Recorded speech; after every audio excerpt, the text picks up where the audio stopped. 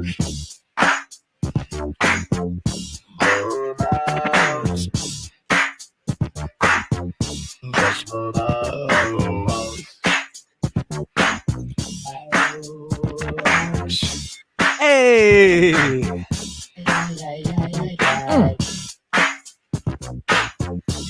This is another episode of UFO Garage. I'm Ben. And I'm Joe. And this is where we talk about UFOs, aliens, and all things weird. What's up, everybody? Oh,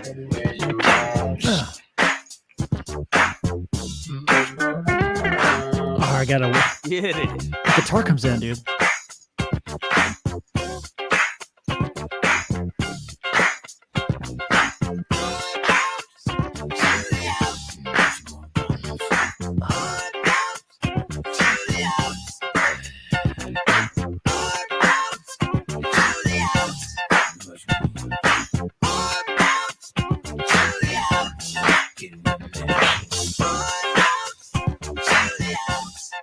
I mean, It's just too good. dude, I can't stop. I don't want to stop it. It's a 9.5 minutes, 9-minute song. And the whole thing is exactly like this. Oh, yeah. Oh, yeah. Good stuff, man. Great stuff. Zap. Zap. We need more like that, dude. We do, man. We do. I don't know if we need more or like maybe not. I don't know. Is it like a resurgence of that kind of music? Would that be popular? It should be. I mean, was it Daft Punk was pretty popular, right? And they did like kind of like electronic funky music. Right. What's his name? The tiny guy, the Bruno Mars. Oh, he's good. That's really popular. Like he did bring back that kind of. I mean, he had a couple hits. I mean, I don't have any of his albums, but yeah, I can definitely see where that reminiscence came from. Yeah, dude, for sure. We got some like kind of like younger people that like, you know, we actually hired some people lately, and you know, I listen to the music, and like I don't like, you know, it's weird because like you always heard your parents being like the old people thing, and they were like, kids on their music today, right? But like, yeah, my parents hated my music, but I'm so grateful. Like, if I did anything right, it was like knowing my music. You know what I'm saying? I'm very cultured when it comes to music. I friggin' like, people say this all the time. I friggin' love everything, dude. Like I like it, you know? And it bums me out that like kids these days, like they missed out on a lot of cool shit, you know? Like I was in Summer Moon Coffee the other day. Summer Moon. And I was talking about Sergio and those pins and like his you know, his P-Funk connection and stuff. And I was like, yeah, you ever heard of Parliament? And they're like, no. I was like, well, you know, Atomic Dog. That's like, everybody knows that. And they were like, Atomic. yeah. I was like, everybody knows that, right? And she was like, no, I have no idea. And I was so bummed. I was like, You were like, how old are you? She was like, 21. 21. Yeah. Okay. I mean, yeah, I get it. You know, but how fun is it to introduce someone that's younger than you, or maybe they're the same age and they just like me, dude. I'm every time you show me a song, I'm like, oh my God, I think I heard that when I was 8 years old. Yeah. And, I mean, it's always awesome, dude. You're like the master of like finding that niche music, but like, I don't know, something about it. Like our road trip out to Sedona, dude. The ain't no swallows in Texas. Yeah, that was so on key. Like you should come up with like the albums to like movies, or I don't know what that's called, but it was fun, man. Yeah, like finding soundtracks for things. Yeah, you know, exactly. Yeah, I would be like a fucking awesome soundtrack guy. Like I would love to do that. That would be so awesome. I always thought about that, like with movies and stuff. Like this song is terrible. They should have picked this song instead. When I was doing the AV event stuff with Nico. Oh yeah, like I was the DJ for the thing, and it was so much fun, dude. I can see that. They gave me like this Tony Robbins list to pick from. And so like I picked all the kind of like cooler stuff that was on there. And then somebody was like, hey, can you play this specific song? And I got the keys to the internet, dude. And so I got to like download shit. So I was like, all right, move over, Tony Robbins. Joe from UFO Garage is coming in, and we're gonna fucking pick our own music from here on out, dude. And we did. What do you mean by Tony Robbins playlist? So there's like this inspirational like music that's like put together by Tony Robbins, dude, and like they're like power fests that they put on. It's like motivational and shit. So it's got a bunch of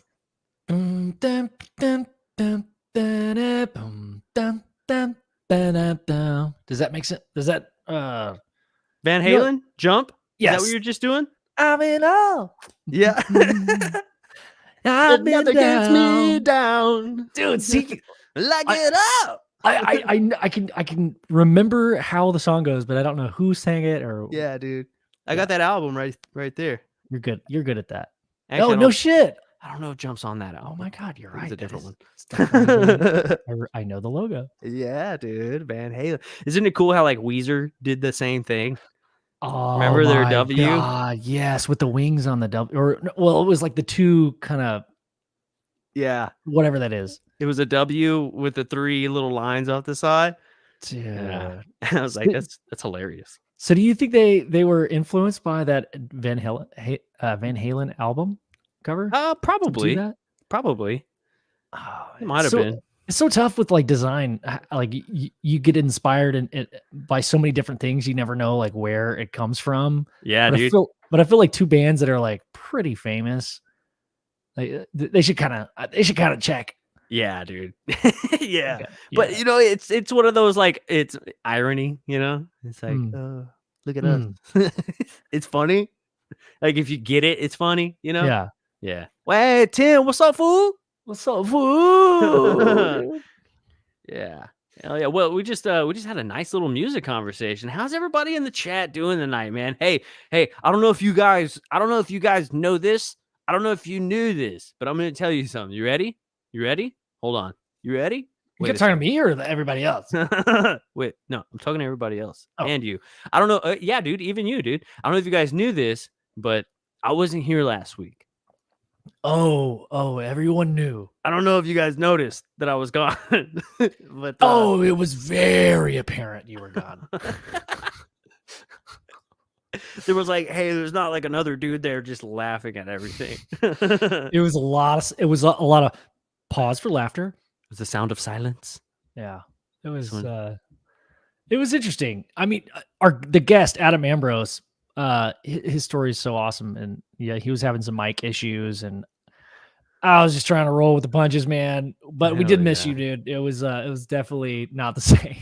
I missed you guys too, man. Hey, man. I did. I missed you guys. I was DJing some inspirational stuff. Chinese food. Yeah, I love Chinese food. I was trying to get Chinese food tonight, but I got home late. Why'd you do that? I didn't mean to. Oh, it was like this whole thing. Traffic. Josh Casey. Hell yeah. Tim. Travis, dude. Someone called me Tim. Okay, Travis Green gave us that album. Dude. I don't have a CD player. I need to look him up. I need to look you up on Spotify ASAP. It's so good. It's so good. It's so good, dude. I was telling him, bro, it reminds me of Dwight Yoakam and like some Chuck Berry and like Little Richard, like mixed up to one. It's so good. Oh, I'm so stoked. Yeah, it's fucking badass. Hey, so Travis Green's in the chat right now. All you guys go check out Travis Green's album, dude. It's badass. I freaking loved it. I jammed it like 3-4 times. Hell yeah, dude. Yeah, because my work truck has a CD player in it, and I popped it in. I was like, all right, let's give it a shot. Thanks for coming out to this live show the other day too, man. It was great meeting you. And yes, Ben and I want to get together and jam after the holidays. Let's do it. Let's get together and jam. All right? That would be I'm awesome. down. Flash forward. Thanks for that early super chat. Look at that coming in, bud. Coming in hot and heavy. I like it, dude. I like it. Thank you. Yeah. Who else is here, man? Larry says, "Hey, Tim." Hey. I'm gonna read that in a "Hey, Tim." You know, Hey, Tim. "Hey, Tim." I like it. I like it. There's a lot of Tims in here now. No, there's only 2. Sorry. I was wrong. There's Tim, Tammy. Tim, Tammy, Tim. Trippy Times. 2 Tims, a Tammy, and a Trippy Time. I like it. I like it. I like You guys should start a band together. Tim, Tammy, and Trippy Guy. Oh my gosh. Trippy Times. Sorry. Dimebag Darrell was, yes, he was. R.I.P. Dimebag Darrell, the greatest, the GOAT. Honestly. So Dimebag Darrell was buried with a Van Halen guitar? Yeah. Dude, that's Or awesome. it was either a guitar or a pick. One of the 2. What? That is Oh, sick. snap. Fap. Thanks, Fap. dude. Dude. That's what's up, dude. Thank you, man. Appreciate that. Hell yeah. Appreciate that support, man. Yeah, dude, that means a lot, man. This is it's pretty awesome to see the fam coming out on another Thirsty Thursday. We had an interesting episode last week. Joe was not Joe was working. But tonight Had to wake. He's a waking guy. There was a lot there was so many conspiracies out there, like that I had murdered you. And they were like, it got pretty crazy. And I was like, I'm not saying I didn't kill Joe. They 86'd him. It didn't go to like, we're not doing the show together anymore. It went straight from that. It didn't even go there. It went like straight to me killing you. Like, all right. So people think I'm a serial killer. That's okay. It's good to know that you give those kind of vibes off, dude. You know? Is it good to know? I mean, I love cereal, but hell yeah, dude. I would never. Do you remember Eddie? Bro, Eddie, they started this like hockey team and they were called the Serial Killers. And they had like the hockey mask with the 2 spoons. They made the X. It was awesome. Dude, that's badass. I love that. It was pretty sweet. It was pretty sweet, man. Zero Cool says it's the eyes. I can't do anything about my eyes. Yeah, like the serial killer. It's like if you could see both whites on top and bottom. Yeah, that's my tick. I have a tick. Anxious. You have a dick in your eye? No, dude. Hey. Wait. You just said? I said tick. With a T. It's like a neurological thing. You were like, yeah, I have a dick in there. That would make my eye. Okay, I see how you could. Yeah, I get it. Yeah, that would make my eye flinch too. Hey, get your dick out of my eye. It's my dick. So salty. I love that. Oh my god. Yeah, so this is where we talk about aliens and stuff. You know? Totally. Yeah, this is we're doing it. We're going. It's going great. Man, I don't know who made the post, and I just started watching it. That Annihilation. I forgot who made the post. It was a good post. Pretty decent movie too. I haven't finished it yet, but I'm gonna finish it and we'll talk about it. Okay. Well then, can we talk about the other movie that you told me to watch? We can talk about the other movie that I told you to watch, dude. Bro. Yeah. Oh my god. I'm thinking that we should do another movie ranking. What do you think, dude? Yes. Let's do it tonight.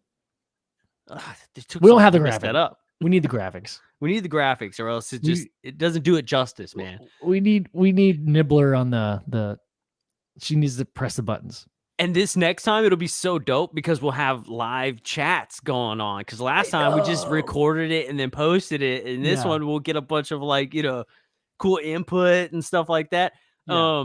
Hey, that's a good idea. While we're talking about this other movie, some of you guys, I want y'all to name some of y'all's favorites, like sci-fi alien movies, and Ben and I will watch them, and then we'll rank them. Bro, yeah, let's make a list right now, dude. I'm gonna check it twice, and I'm gonna find out who's naughty. Oh, I know you will. That's all I want to know is who's naughty. I don't want to know who's nice. All right, who's I also I want everybody in the chat to drop a thumbs up if you're naughty. All right. Okay, Avatar. We got an Avatar going. All right. Well, that's my favorite movie of all time. I can't shut up about it. It's not better than Coneheads. We did rank it lower than Coneheads. Actually, did we put Avatar on there? We didn't even put Avatar on there. That'll be in the next one for sure. Close Encounters, of course. Close Encounters was actually in the first one. We did do that, and it ranked pretty good. Go back and check out our episode movie rankings that we did. It's pretty awesome. Tim McCart, dude. Yes, Looper. Looper is a badass movie for sure. I love movie. Point Break. Point Break is an alien movie. What does he say? Like, calm down, world child. Seriously. Point Break. I like it. Oblivion. Okay. Crazy Eyes. I'm taking notes. Are you taking notes? Is that a real one? I am. Yeah. Dude, me badass. too. Are you typing notes? Yeah. Oh, I have this pencil. We used to use them back in the day. All right. Well, I'm not going to mess with that vibe, dude. Proceed. Flight of the Navigator. We had that on the first one. Badass movie. Classic. Did we put Flight of the Navigator on there? I don't think we did, actually. Well, let me check. I'm writing it down. Yeah, let's put it down. Let's put it down. Arrival. We did Arrival. We did both Arrivals. One's Arrival, and then one's The Arrival. One's with Charlie Sheen. Charlie Sheen, dude. Yeah, dude. And I like it. Arrival was with the lady with red hair. I love Batteries Not Included. Such a good movie. A good one. Yeah. That's a really good one. Hell yeah. I'm liking this. We did Prometheus. Yeah. That was a good one. Annihilation. Diesel Girl. Yeah, I'm right in the middle of Annihilation right now. And it seems to be pretty badass. Bonnie said Dune 2021. Have you seen Dune? I haven't seen the new one. Bro. So the first one is pretty rough to get through, but it's like it's a classic. It's like you got to make it through. Yeah. I love the new one. Oh my gosh. Pretty badass. Dude, it's so good. Yeah. That's what's up. Yeah. Did you write down Oblivion? Yeah. Well, I didn't write it down because I'm already watching it, but hold on, let me write it down. Oblivion. What about Crazy? Oh yeah. We got Dune. Hell yeah. 50 Goes West. Fucking love that movie, dude. What's synchronic?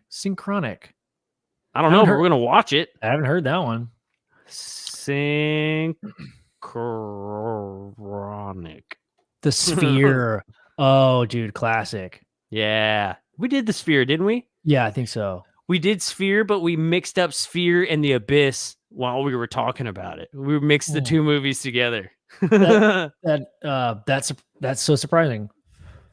Jupiter. What about the Cube? I haven't heard of the Cube. I wrote that one down just now. The Cube. Isn't there like a few movies that have something to do with the Cube? Like, remember Animorphs, the TV show, not the book? Well, the books, dude. But Animorphs, the TV show, where like the centaur, the blue centaur guy would like hand these high school students for some reason, like, you are the chosen ones, and he gives them a cube. Yeah, they would give them all the what are they? The all spark cubes, or no? What's the shit from Loki? That is Transformers. The all spark. Put the cube in my ass. If I die, take the cube out of my ass and put it in yours. Mine's deeper than yours, dude. Okay, that's really low. Oh my god. The Endless. I haven't heard of that one. That sounds awesome. It sounds like it lasts forever. It's like an 8-hour movie. This is such a long movie. I know. It's called The Endless. Feels like it's a chore. Yeah, I know that. I have to watch bits and pieces every day. This is even the director's cut. The director's cut's much longer. It's actually still in production. Oh shit! Started in 1984. Uh, Sonny says Mac and me, dude. oh fuck yeah, Mac and me. That was on the first one, I think. Mac and me. Jupiter Ascending is really good. It's got Channing Tatum and Mila Kunis. Oh yes. Yeah. Oh So, yeah. I love Channing Tatum. I was waiting for, yeah. That's a really good movie though. It is really good. Oh shit. What's Hey, Larry, can I have some? Some of that Colorado purple bud? Are you asking? Can you give me some? Cabot. Can I have some real quick? You give it? Okay, Tammy. Yes, Joe. You have to take a photo of the list. And you have to post it when it's done. Okay. Oh shit. Okay, let me pull this. Lilo and Stitch. Hell yeah, Lilo and Stitch. Oh, these are so many movies I haven't heard of. This is so awesome. You have never heard of Lilo and Stitch? Well, no, I was talking about the I feel like, are people making stuff up now? Cube nuts? No. Cube nuts? No, that's a real one, dude. Are you sure? Yeah. Okay. Well, that sounds dope. Larry, he says, come on over already. Come on over. Come on over, baby. Come on over. Come on over. All right, hit it, Ben. Dude, you're fucking killing it right now. Spaceballs going on there. Hell yeah. Space bears. Space bears. I mean, people in the chat, y'all could be totally trolling us and writing down anything you want really at this point. I don't know if you guys well, I don't want to put my account due summary on blast or nothing, but y'all would make fun of me if you saw what I owe. You'd be like, why don't you just pay your bill? And I'd be like, I would, but I don't have any money. Are you writing these notes on a bill? Yeah. I was like, I'm not paying that shit. I might as well write this important list down. Listen, the reason why I didn't pay my bill this month, is because I have very important information written down in pencil. This is how much I care about the IRS, right? This is an actual IRS. Also, who has a number 2 pencil readily available other than you? Well, it's because like when you're teaching me computer shit, I don't have time to like figure out how I'm gonna open a window and type some shit. So I just write it with my crayons or my pencils. You've got like 14 broken crayons. And then I have this lighter next to me too. And water. Got water. I'm fucking killing it over here. I'm killing it at life right now. What else cool do I have? Is Snowpiercer considered an alien movie? I don't know. It's definitely set in a different timeline for sure, or like different universe or whatever. Yeah. So which brings me, keep the movies coming, you guys. I feel like I kind of want to keep it going along with the movie that we watched. Vanner, Earth Girls Are Easy. It's such a badass movie. That was in our last one, I believe. Oh hell yeah! I'm so behind. There's so many. Hitchhiker's Guide to the Galaxy, of course. We got that one. Space Because I got high. Huh? I was gonna go to class, but then I got high. Dude, Where's My Car is a fantastic movie. Oh my god. Yes. Dude, where is my vehicle? Also, it's kind of a tragedy, you know, like at the end, like they really do play with your emotions. The writers knew what they were doing, man. It's a roller coaster of an emotional movie. It's a cinematic masterpiece. If you think about dude. It stresses me out because I'm always like, are those hot chicks going to give them pleasure or like not? And every time I watch the movie, I don't know. I mean, they're like, can we have the continuum transfunctioner? And I would be like, I mean, yeah, here you go. They're like, all right, great. Now the Earth is gonna die, and I'm like, well, after my pleasure. I don't give a shit. Blow it up. Just let me come first. After my pleasure. It's like saying after you, sir. After my pleasure. Come on. Did you write down Slither? Slither. Guys, there's no way I can watch as many movies by next week. Okay. I'm sorry, you guys.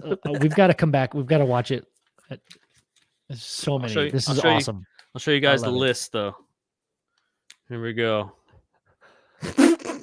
Sorry. My child wrote this. I'm kidding. I wrote it. Hell yeah. Avatar.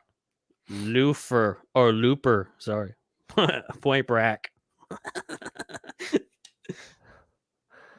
I have terrible. Didn't Brack have like a song about beans? I love beans.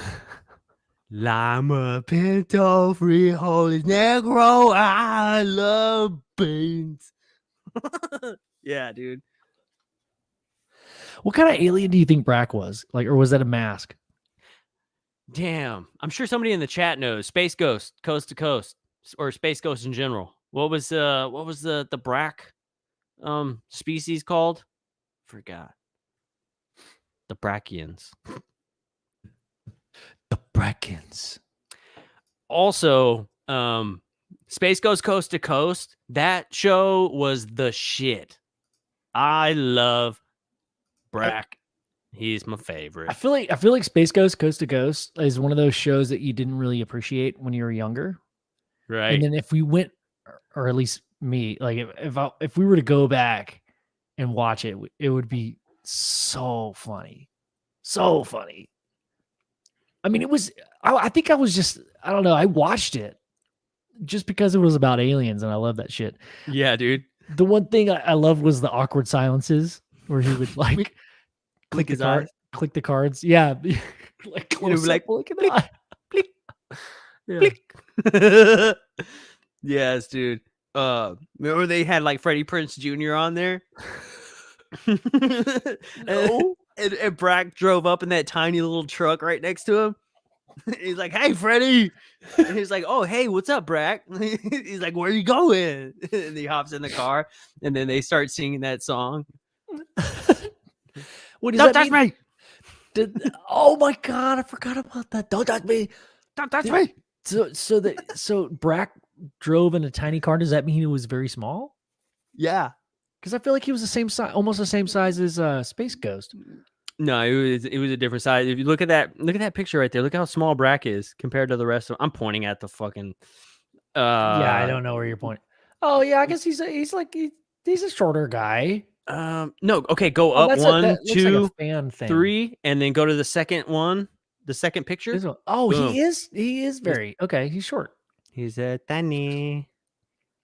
Also, do you think Space Ghost was like a superhero before doing the show, or was he always? Oh yeah, dude. Have you ever seen the cartoon? Honestly, dude, it's so blurry in my memory. So all of those characters, dude, like he would actually like fight them. It was kind of like He-Man or some shit, like back in the day. He would fight his own co-hosts. Yeah, they would all fight. Those are like enemies of his, and he would fly to different planets, and he was like, "I'm Space Ghost," and like he would shoot them with his laser beams and stuff. Like it was an actual cartoon. It's pretty corny, but it's pretty badass at the same time. But this Space Ghost Coast to Coast show was like hilarious. It was one of my favorites. Oh, look at the man himself, William Shatner, dude. The man himself. Yep. They had Hulk Hogan. Yep. They had everybody on that show. And Willie Nelson. The shark next to Willie Nelson's face. What the fuck? Well, I'm driving down the highway in my big old pickup truck. Let's see. Yeah. What was his name? Zorak? The mantis? Zorak. Yeah, I remember he was my favorite. I thought he was hilarious. Yeah, Space Ghost. I can't do his voice. He was kind of like a downer. Yeah. He was always like a jerk to everybody. Yeah. And Space Ghost would always, I like the episode where like Brack kept doing stuff and he's like, every time you do something, I'm going to zap whatever his name is. And it was like, oh yeah, wouldn't you kill him like every time? Like, yeah, he'd always shoot him with his laser. I'm not finding Freddie Prinze Jr. And somehow, like Google wanted me to spell it with a Z. Is that's not how you spell That's the last not name? how you spell it. That's what I said, dude. Brack and Freddie Prinze Jr. They have this awesome video where they're singing. They sing that song driving down the highway in my big old pickup truck. And then they're like, let's sing it like girls. And they're like, I'm driving down the highway. And they're like, okay, not like piggies.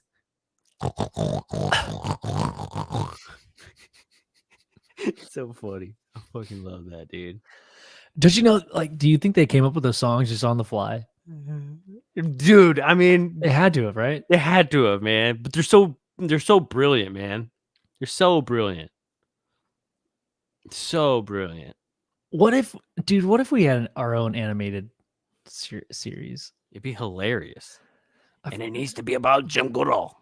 Jim Goodall. Jim Goodall. We talked about that idea of like taking his stories. I mean, that was only for our ears, those stories. Yeah. You know, and like animating them. And we asked him if it was okay if like, because I recorded a lot. Well, not a lot. Yeah. Some of I asked. He knew. I was like, dude, would you be okay with us animating this one day? Oh my god, dude, it would be so funny. He was like, yeah, I don't care. I don't care. Shit. By the time you motherfuckers do anything. Yes. Oh, dude. Why do we always default to the Joey Diaz voice? It's like the Joey Diaz voice is just so funny and like I don't know. It just has to be. That's why. Yeah. Dude, but I mean, yeah, animated UFO Garage show would be pretty good. Yeah, I think it'd be pretty cool. Only thing is like I don't know. I feel like the funniest shit is the stuff we come up with the chat, or like because everybody in the chat is hilarious and like just playing off of each other. Yeah, You know? it's on the spot stuff, dude. Like when I was in Roswell with Nico, he was like, "All right, say something funny." I was like, yeah. This alien isn't wearing any pants. I haven't watched it. I haven't watched. I haven't watched any of the footage yet. Yeah, me either. The only footage I see is like stuff that you post. That's it. Yeah. So I'm excited to see footage as well. Yeah. Well, there's like I'm like 40 minutes in, dude. That's what's up, fool. You gotta show me. Hey. If we ever get a off-site studio, then we can jam. Jam as in like go through the work on the dock together. Yeah. That's what I want. I want it real bad. Oh, I want it. Oh, okay. Dude, Vanner, bro, we're gonna buy the Desert Pirate ship. We haven't forgotten either. It's going down, dude. Oh, yes. Remember, dude, we're getting a yacht and we're going to put it in the desert instead of the ocean because it's cooler. Yes, dude. Yeah, dude. It's got to happen. I've never been to, well, was it, we weren't talking about like Burning Man specifically, just like a desert, right? Yeah, in the middle of nowhere where nobody knows where it's at. So like West Texas. What if Area 51 and then we put our ship like on the other side of the mountains? And we put a fence around it. And then every time the military comes, we come out with sunglasses on and like shorts with slinky hats, and we're like, "Halt! Who goes there?" But like the fence has to be like 6 inches tall. It's gotta be very tiny, very small. Don't you see the fence, sir? You stepped on my fence. Clearly, sir, you have trampled our fence. Not only is that damage to private property, yeah, but the government's gonna have to pay for this. Yeah. They'd be like, but I am the government. Well, hand me your wallet then, sir, because this shit needs to get fixed. ASAP. We spent a lot of time on this tiny fence. You know how it's easy to build a regular fence. You know how hard it is to try to find materials for a small fence, dude? Dude, yeah. It's hard enough to find materials for a big fence right now. Yeah. Or could you just buy one piece of material for a large fence and just cut them into tiny pieces? Oh, yeah, dude. I'm not ruling it out. It's only like one row of chain link, so it's like one set of like diamond shapes on the ground. And then we put spikes on them, like real sharp spikes. Whoa, whoa, whoa, whoa, whoa, whoa, sir. Hey. Get back. And then we get some of the world's tiniest dogs to guard it. That'd be sweet. Oh, it'd be cool if we got like salamanders and we like put them on leashes. and we put like laser pointers on their heads. Yeah. As for freaking sharks with freaking laser beams on their heads. Even your laugh sounded like his Dr. Evil's like. Oh god. Number 2. Your stocks are rising, number 2. Frau Verbissener, Sie geht es Ihnen? Very good, doctor. I have embraced a lot the Danish speaker's name. Her name is Zuna Brow. Right. You complete me. I got a song for you, dude. I love you. I love you. You complete me. Mini me. And Scott's all pissed. Like we've created a clone. Just 1/8 your size. 1/8 your size. Dun, dun, dun, dun. Ooh.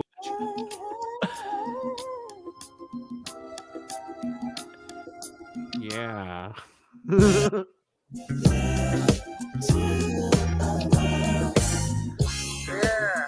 Yeah.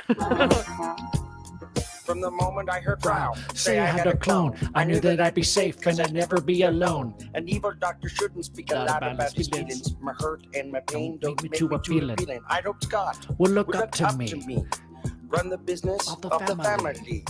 Had an evil empire just like his dear old dad. Give him my love and things I never had. Scott would think I was a cool guy. Return the love I have, make me want to cry, be evil.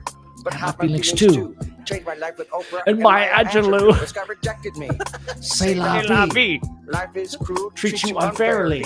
Even so, I God there must be mini me. You complete me. He like skips up to the stairs.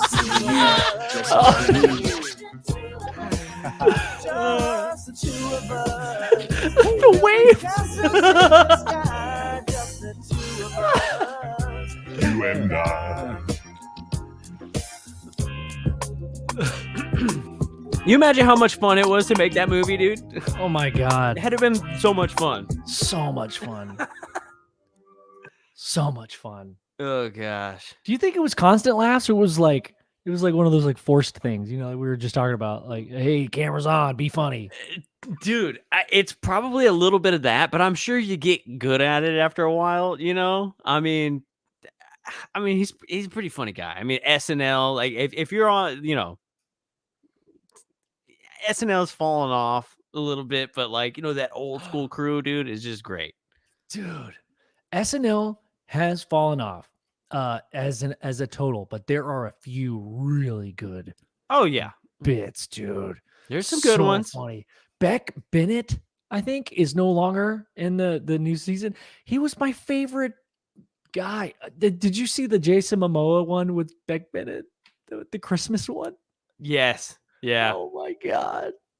It's so funny. We're like, it's like the scenario is Beck Bennett and his girlfriend are awaiting their parents at their home. So they're like in the house and they're like meeting the parents for the first time. And you said that to me. Yeah, Jason Momoa and the other actress are the parents, and they show up. And then, like, all of a sudden, Beck Bennett's gone, and you hear in the background like, "Come and find me! Come and find me!" Jason Momoa's like, "I'm gonna find this guy." It's like he's in the walls. It's so funny, dude. That is funny, dude. Oh, God. Oh, dude, that's hilarious, bro. Josh said, my ex-girlfriend didn't think Dr. Evil was funny, so I dumped her dumb ass. Good on you, dude. I would have done the same thing. Yeah. I would, yeah, 100%. Well, when Jess and I first started dating, I made her watch is it 4 Austin Powers movies, like in a row, dude. Yeah, And she made it through and did not break up with me, bro. so that was That's how you knew she was a keeper. honestly, like, I'm not even just playing off of what Josh said. Like, that, ask Jess that happened, dude. It's a Yes. family favorite. Love those movies, dude. Mr. Crowley, have I been ignoring you, dude? Or are you That- talking about another Joe? There's a lot of Joes in the world, so I have to always clarify. Do you mean like me, or do you mean like the giant gorilla, or do you mean like what other Joes are there? You talking about Mighty Joe Young? Yeah. Why does he have a middle name? I don't know. I think his name is actually just Joe Young. It's just that he's big that they're like, oh yeah, but he's mighty as well. I thought it was like a oh. I don't know why in my head I just made Mighty like a Michael Joe Young in my head. And that's how I thought about it. Okay, that makes sense. Yeah, no, yeah, okay. dude. Yeah, for sure, dude. Speaking of gorillas, dude, you remember Grape Ape? Grape Ape. Grape Ape. That sounds like He what was I like should. that purple gorilla. That's what your headphones are called, dude. Grape Ape. Grape Ape, dude. The purple power headphones right now, dude. Purple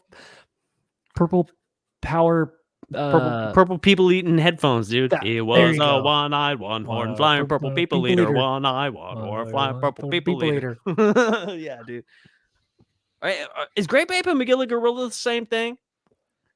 Don't you know that? You know what I'm not going to answer. I got a gorilla for sale. Magilla Gorilla for sale. I got a gorilla for sale. Magilla Gorilla for sale. Josh like- knows. I feel like me and Josh watch the same cartoons.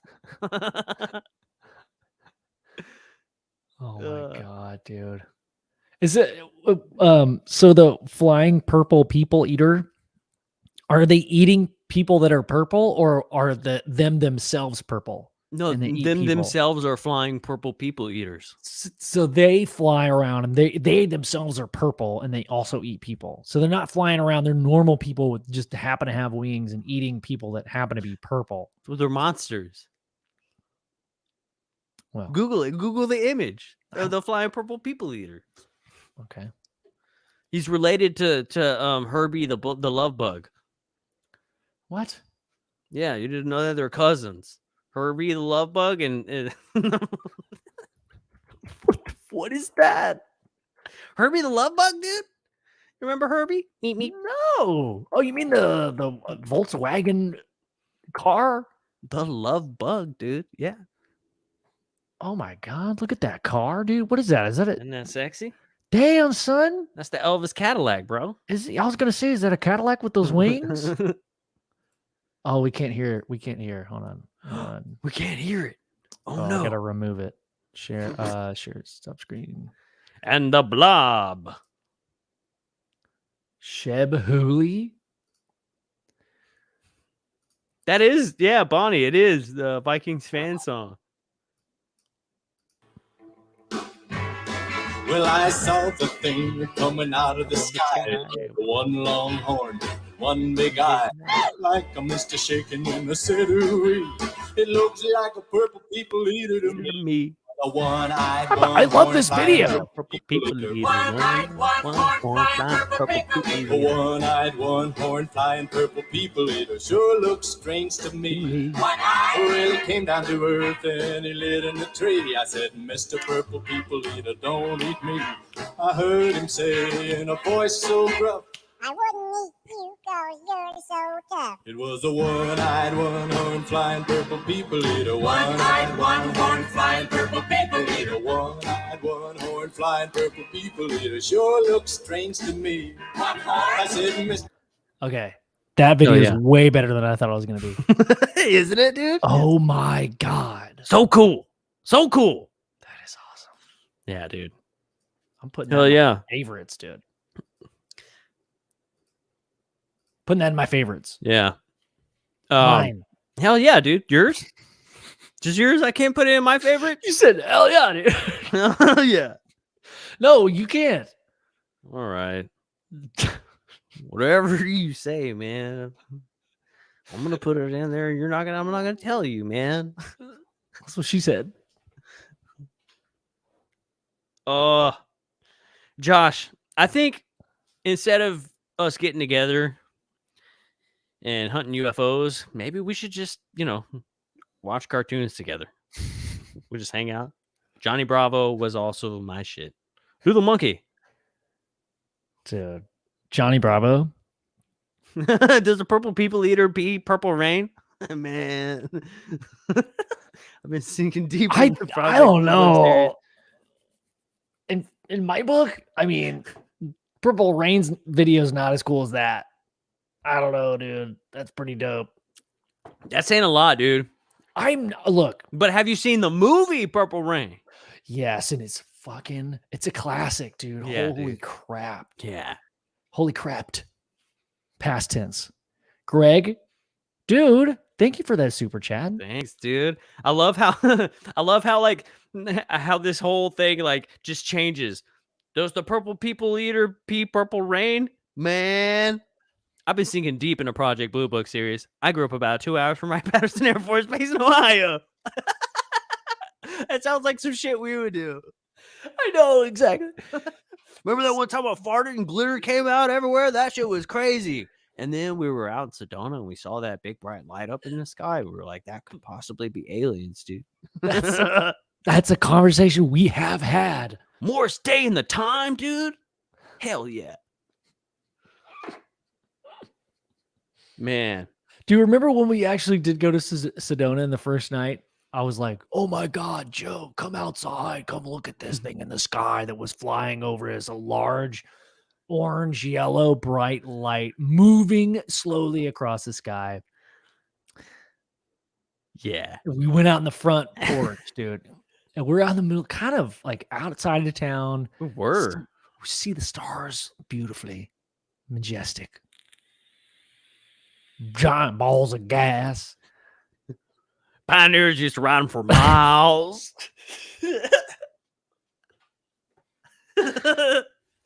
So well, you came out and immediately like, oh yeah, it's an International Space Station. Yeah. and it was. So way to fart all over my I'm poop. sorry. You It's farted on my poop. Oh, that's like a first stage training visual to see, when you're like looking for satellites and stuff. Like the International Space Station is like the biggest, brightest one. So when it comes overhead, you're like, oh shit, look at that. And you follow it, dude. And then I have the tracker on my phone, so I knew where it was. And so I would always like look at it and be like, yep, that's the space station. And then I didn't even look at the tracker immediately. I was like, oh, that's probably the space station. And then I pulled it up and turns out it was the space station. Just because I would always look at it. I was obsessed with that damn app, dude. I would just look at it and be like, all right, it's coming over Texas. It's coming over Texas. And I'd put it up and I'd look up outside and I'd be like, yep, there it is. The night sky app. So this is the ISS live feed app. So you can track where the International Space Station is going, and then you can also watch the live feed, and it's so dope, dude. Like whenever it comes over the horizon and the sun comes up over the other side of the earth, it is fucking cool, dude. That's awesome. It's so cool. And then whenever it's the ISS live feed app. ISS live feed. So it's okay, dude. So is it a live? Obviously, yeah. It's a live. You can watch the live feed 24/7. Dude, that's so cool. Yeah, it's I thought we were talking about ISS Live Now. ISS Live. Dude, I've got to download that. Oh my gosh. It's that one. What is that? What is that? A jitterbug? What? Your phone. It's a jitterbug? Yeah. Jitterbug. Jitterbug. You remember that commercial, dude? It's like a phone with like two buttons.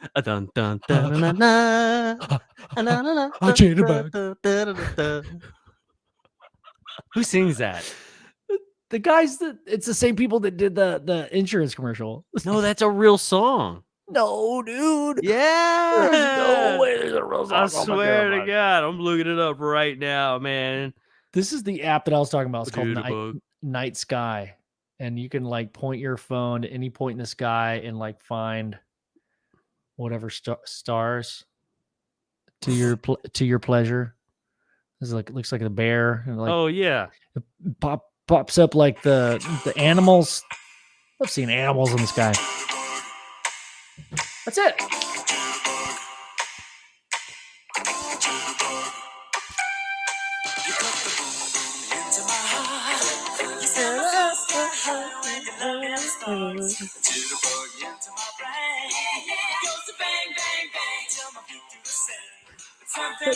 Yeah, dude.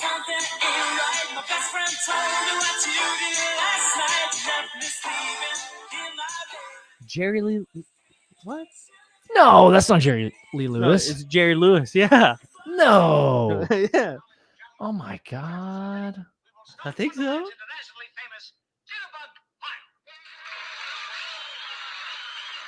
Oh no, okay, never mind. Hold on. It's just Jerry, that's a show. It's a movie. I mean the movie. The comedy. There's a comedy named Jitterbug too? So I guess I have no idea. I would have to like watch it. Jerry Lewis. I mean, that's old. Jitterbug came out way after that. Those movies for like Jerry Lewis. So it must be like I don't know, maybe like a jazz thing that they did. It is in Zoolander. It is in Zoolander. It's whenever they're getting the orange mocha frappuccinos. Yeah, dude. And then they start spraying fucking gas all over each other. Yes. Oh my God. Oh, it's so stupid. Wham! Thank you. Wham. Oh shit. They're like, yeah, orange mocha frappuccinos. What a perfect song for that scene though. Like, yeah. like how long do you think it took them to because like when you're doing a comedy, like a big part of it has to be music, dude. And timing, you know? Uh-huh. Like you can't just put any song to that. Like that's kind of the perfect song to put to that. Kind of a really dark scene. And like the slow-mo of them like laughing dying. slow. Oh shit. No, they're not dying. They don't show up dying. It's just the explosion at the end. I mean, yeah. Like up to that point, they're like it's like a car wash, but they're like it's so short stupid. shorts and shit. Oh shit. Oh my god. That's so funny. Dude. That's so funny, dude. So funny. What were we talking about? I don't know. We completely got Greg Sharded though. Greg Jordan. Oh, Need some acid wash.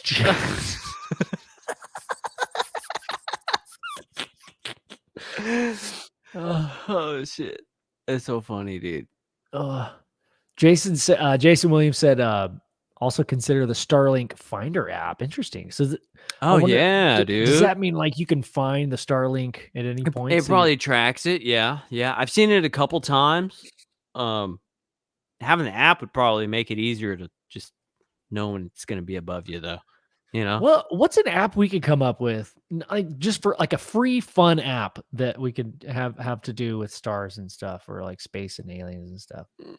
What if we made an app with all the stars and we renamed them? Like, we just renamed all the constellations and the stars, and we're like, oh, this star is called Far Away, and this star is called A Little Bit Closer, and this star is called Big Ass Star.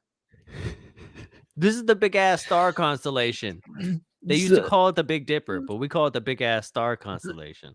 It's right next to the flat ass star. The Flat Ass Star. Instead of like Orion's Belt, we'll call it the guy with a bow and arrow. I would rename our son Big Fart. Big Fart. Yeah. Oh, Just dude. giant balls of gas, and burning gas. We should call it the Pioneer Mobile. The app itself. No, the Pioneer Mobile. It's a big old ball of gas, and pioneers used to ride them for miles. I mean, have we not been riding the suns? Pioneer transportation. Yeah. Look, just because it's beyond your comprehension of science and technology in our current state of time and space within the continuum that exists in our ever expanding universe, that is infinitely unfolding on itself within a black hole that is our soul, also in coincidence, that's not a word, with our consciousness. All of that made sense. I actually kind of did. Tony, this is probably a dumb question. What is ITF? In the flames? Yeah, what does that mean? I totally farted. I'm back. I'm back. I totally farted. Guys, I'm back. I totally farted. I'm here. Mr. Crowley's back too. He totally farted too. They're the same. Yeah. You know Tony's Mr. Crowley, right? Wait. Yeah, he revealed that to me last week. And I was like, hey, Tony, listen. Your tomfoolery and your skylarking are okay. I can understand and I can comprehend, like some parts of quantum physics, but the fact that you guys are the same guy, don't get it. I don't get it. I don't get it. You're gonna have to stop that, Tony. If that is your real name, it's probably Tonald. Tonald. Yeah. Tonald. Tonald. It's Polish. It's Polish. What are you, Polak? Remember we used to say that shit back in the day? What are the neighbors? What are they? Like Polak or something? What is it? Polak? What is that? Is that Irish? Polak? What is that? What is he? Italian? No, he's Mexican. He could be an Italian if you wanted to. Anybody could. if you talk about it enough. I don't even know what to call you anymore. Mr. Crowley, I'm so confused. You know what my favorite Mr. Balloon Hands? We're gonna start calling you Mr. Balloon Hands now. You know my favorite term for calling someone like a name is a turd. I don't know why, man. It's just it gets to my fucking tickle bone, my funny tickle bone. Maybe it's because you're a turd, dude. Oh, I'm a turd, bro. That's for sure, dude. I've been a turd for most of my life. Greg says, I farted in a business elevator. People got in and were holding their breath. Wait, got to know more about that, Greg. Got to know more. What happened? Did anybody try to call it out? Nobody? Yeah, did you raise your hand and say, it's me at the very end as people were? Because at that point, if the fart's that bad, everyone else is getting off on the same floor. That's how you know. You know how you claim it is you don't say anything and then you walk out, and then right as the door starts to close behind you, you turn around real fast and you stop it, and the door opens, and then you pause and you're like, I did that. And you that's from Liar Liar, isn't it? Is it? Yeah, it's from Liar Liar. Yeah, he goes because he can't lie, so he steps out of the elevator after he rips ass. I haven't seen that in so long. And as the doors are closing, goes, "It was me." I remember. Yeah, I do remember that, dude. He was like, I got out. Oh my god, this is awesome. Oh god. Tony / Mr. Crowley is asking. Is asking me if I got. Did you move on that dick neck pillow I sent you? So, if those of you, I don't know why you're laughing. This is serious, Joe. We're gonna help a lot of people with our dick pillow. Okay, we're down to business. No more laughing. No, we're smiling. no. Mm-hmm. Okay, yeah, no, we're being serious. Yeah, Okay, I could be serious. Dick pillows. First sponsor. It was a thing we made up. And now all of a sudden, dude, It's been a huge hit. huge hit. All countries, all nationalities, all languages. Except for Everybody North Korea. wants a fucking dick pillow. And you know who came up with that shit? You and me, bud. We did. We made did that it. up. We made that up. That's right. And it's funny. And all we ask, we don't want any credit. We just want samples. And we want to put Cinnamon Terry's face. We don't want any credit. All we want is a little credit. All right. Store credit. Store credit. we want store credit since we created it. We only want to pay a little bit. We literally created that. Okay, dude. So let's get into business. It's business. Flight of the Conchords. It's business time. Let's talk about alien code, dude. Let's do it. After the break, I gotta refill my drink. All right. Let me get a thumbs up out of everybody who's been naughty. No, out of everybody who's has seen Alien Code. Have you guys seen Alien Code yet? Because if not, we're about to spoil alert the shit out of this movie. But it's so good, it doesn't even matter because you can still go watch it and be like, oh, those guys, they described this movie terribly. Because that's what's going to happen. And then we're going to talk about some stuff that's going to blow our minds. Just our minds. You guys are smart, so you'll get it. But Ben and I, it's going to blow our minds, even though we've already seen it. So, no, Christian. Oh, I almost called you like 4 different things. Sorry. Christian, no, don't leave. Don't leave.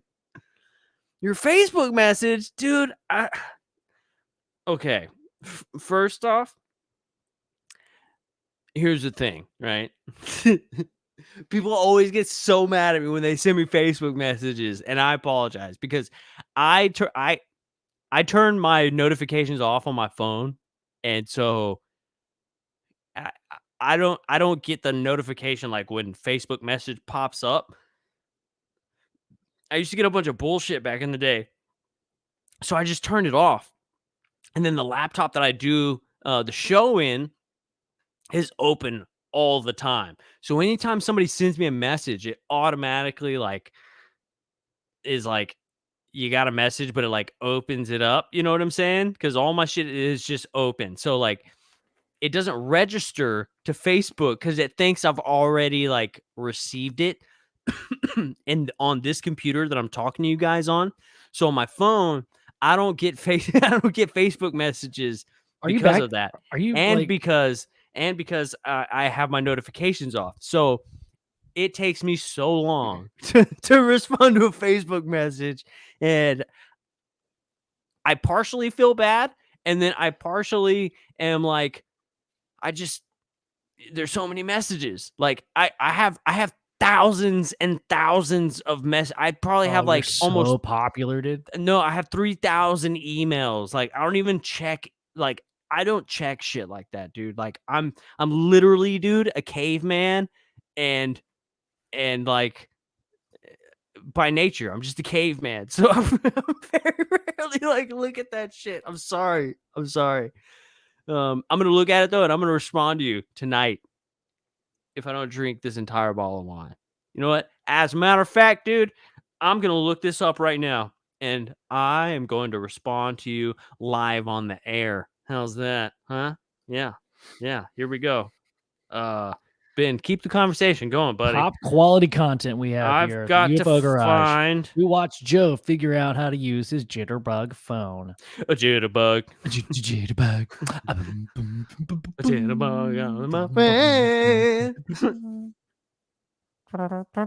That's the trumpet noise. Oh! Huh? I have to apologize again because I totally saw this message and I just didn't respond. I'm sorry. That's another thing. I'm at work and I work around like heavy machinery and shit. And so like if I feel a buzz in my pocket, I'll open it up. I don't receive notifications though for my messages. So I probably just saw it and was like, That's You're- fucking badass. You're a turd. I am a turd. I'm a turd. Hey,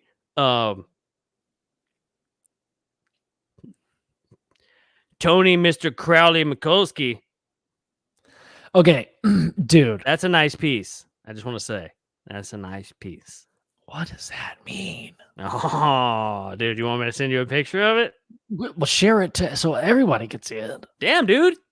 Y'all gonna be eating for a while, huh? What are you talking? Show it to the camera. He's got a big piece. Look at Let's just say that. a big piece of what? Like ham? If I show it on the thing, YouTube will completely like ban us forever. They'll be like, "This hurts people's feelings." Oh, okay, well, don't do that. All right. Yeah, feelings are hurt. You sound just like the internet. Oh, no. my feelings are hurt. Oh. Instead of learning karate and beating you up, I'm just gonna cry about it. Well, really, It's fucking badass though. if you learn, never mind. Dude, let's talk about Alien Code. Let's do it. I was going Let's to talk do shit it. about karate, but I don't know anything about karate. Yeah, you better not, dude. Cobra Kai. I took one class. Did you take it at Cobra Kai? No. Oh, I took it in Taylor, Texas, dude. oh, dude. They gave me a white belt and a gi and everything, dude. Did you take it at the armory? Yep. Dude, that's what's up, bro. Hey, were we in the same karate class? Guarantee you we were. Do you remember a kid that got stung by a red wasp 57 times that ran down his gi? That was me. No, I don't remember that, but that sucks. Yeah, it does suck. You remember that Asian kid that could do the fucking splits on them chairs? Yeah, like there was one kid that like knew way too much about karate. And he was like that little tiny dude. Yeah. He was the tiny little Asian kid, and he was like, "What the?" And he I would like remember fucking that. splits on them chairs, dude. He did do that though. Yeah, he did. He did. He did. He did. He was so flexible. He was so bad. He was I did remember, it. like everybody. He was like the ringer, like like the coach, you know, or the what do you call him? The The cucumber? the master. I don't know. I'm thinking like Mortal Kombat. The guy that who's in charge of the dojo. He came in. Oh yeah. And he brought himself Sensei. He brought himself a ringer that was badass. And I remember there was like the Ninja Turtles like 3-pronged thing, you know? It was They were- oh yeah, dude. The were on the- fucking the Pantera. That's what it's called. The 3 claws. It's called a Pantera. Oh, shut the fuck up. I Dude. swear to God, it's called a Pantera. No, dude. It is. No. It is. No, it's not, dude. Yeah. Fucking It what? is. Yeah. Are you kidding me? Oh, Vanner, I see ya. Is that a Wayne's World quote? Everybody was kung fu fighting. That's when Okay. Cassandra like beat up those guys in the bar, and he's like, and her name was Cassandra. Camera 1, camera 2. Camera 1, camera 2. Camera 1, camera 2. Camera 1, camera 2.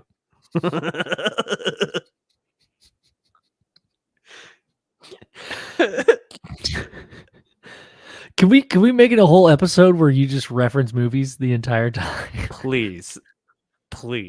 We'll kill it. We're gonna get so many views. Well, I think I just need to leave my microphone on mute. I'm just like I'm in an earbud. You just name a movie and then I go on quotes. How about this, dude? You 30 go to second work. quote. You go to work, okay, just like normal, and you have Yeah. an earpiece in, Uh-huh. and you have a chest mounted camera where it's Nice. pointed at you, and you're in the dirt cat, the big cat, and the cranes and the cement trucks, the construction vehicles. They're like the only things I can think of.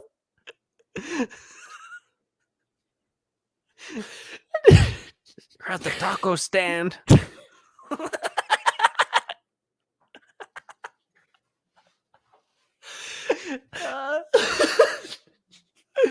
I'm always at the taco stand for a long ass time. 75%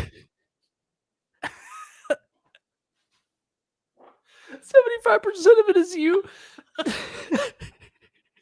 like most of it is you like standing in line to order, but then like for a quick bit, like for a quick second, you're actually selling the tacos. Camina. Mira. Mira. Quiero ¿Dónde? sus tacos. Quiero sus tacos. It's like just for a split second. And you have a hairnet on your beard and your hair. I'm riding a bike with a big ass box on the front, selling tacos out of that shit. And on the other side of the box, I got ice creams. And it says ice creams with an S on the on the end.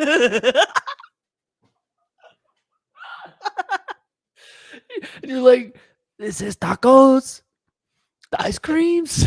It's creams. It's cream says with CREAMSES. Ice cream says tacos. Ice cream says tacos. Ice cream says a little bell. ching, ching, ching.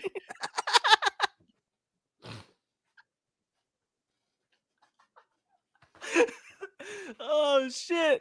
And then I got a cooler on the back full of Modelo's and shit. I'm fucking selling. I'm selling out, bro, real quick. It's like tacos, ice cream says, and then y cervezas like really low. Y cervezas. Tacos, ice cream says. Y cervezas. Atrás, güey. Atrás a mi bicicleta. Oh shit. Oh shit. Dude. Josh Casey's dream girl has taco flavor kisses. Jennifer. Oh, Ben Affleck, you got that taco flavor. Mira, amore. Jennifer, es poquito taco kisses. It's such a great episode of South Park. Yeah, it really is. Jennifer Lopez. Yeah. And my taco flavor kisses. Taco flavor kisses for my band.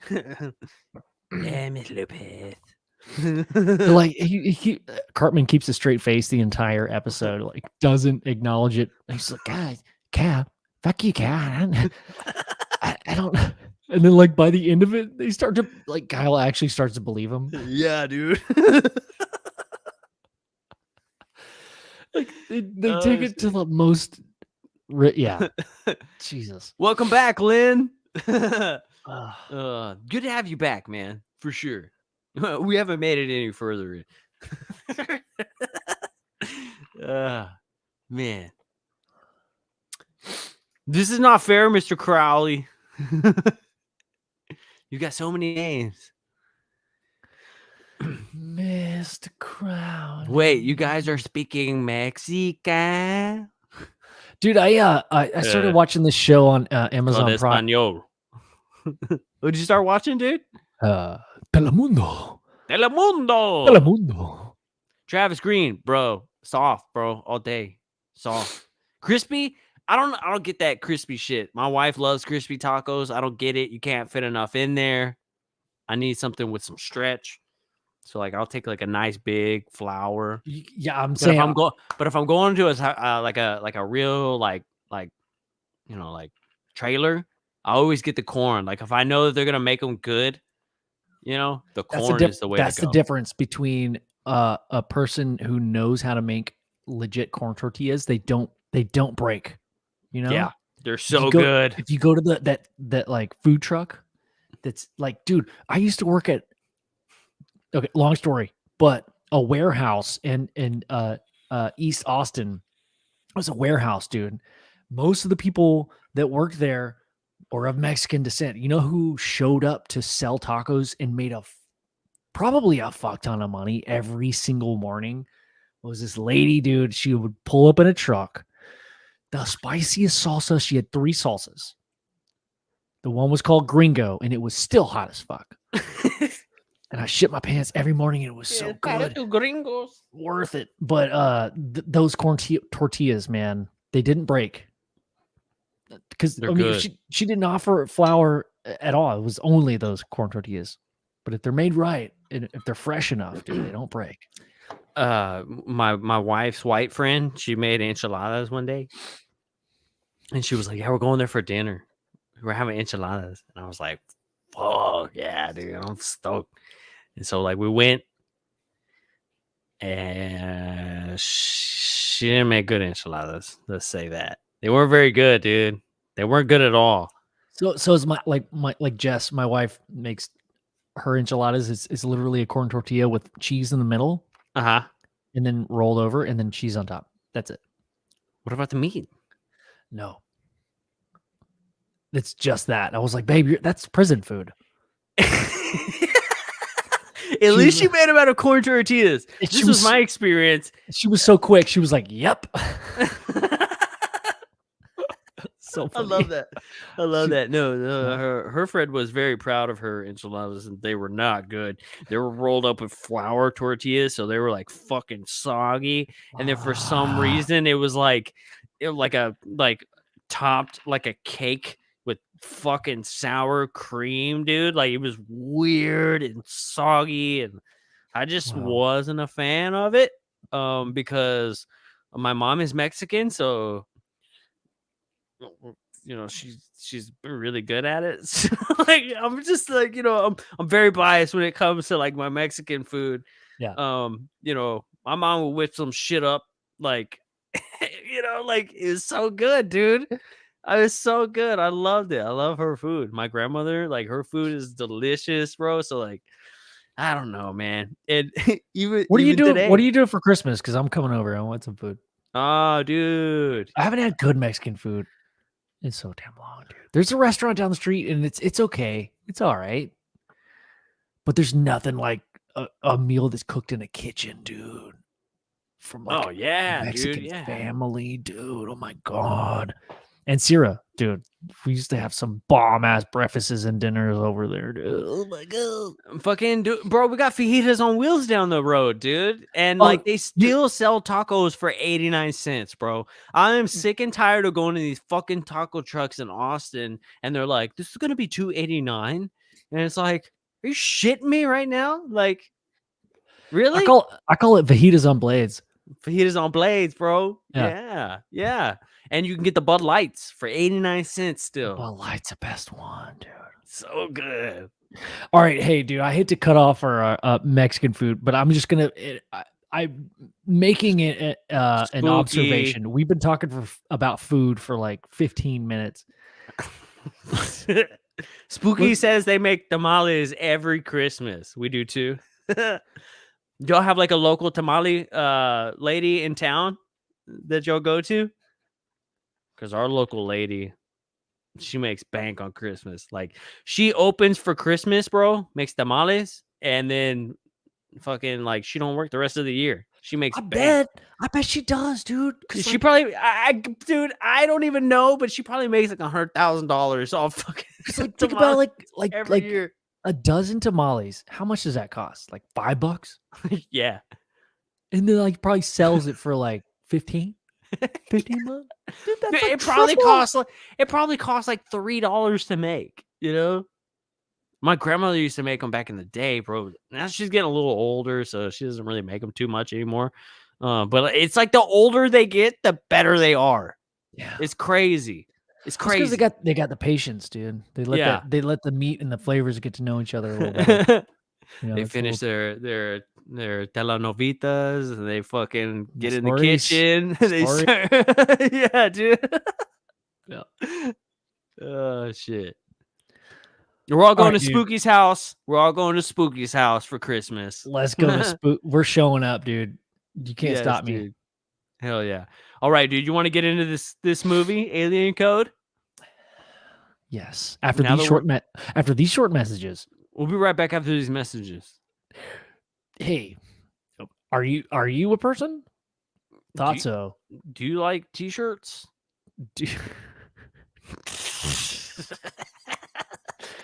I thought we were doing an ad. No, we are. Oh, okay. Sorry. We're in the middle of it. We'll start over. Hey, are you a human? Me too. Do you like shirts? I wear shirts. 100% wear shirts. Totally a human. I wear shirts. You know what my favorite kind of shirts are UFO Garage shirts. and they are very soft, and they're made with love, and they help support the podcast and they- our pod. What? Our shirts are also our shirts are made specifically to show your nipples. So your nipples, you can see them in the shirts. Well, see, that's kind of like an additive that we don't really advertise all the time. But I it think is more like a people would buy it. very big thing. Yeah, I feel like more people would buy them if we advertise that like our shirts like show your nipples. Yeah, Really good. well, let me just show you an example.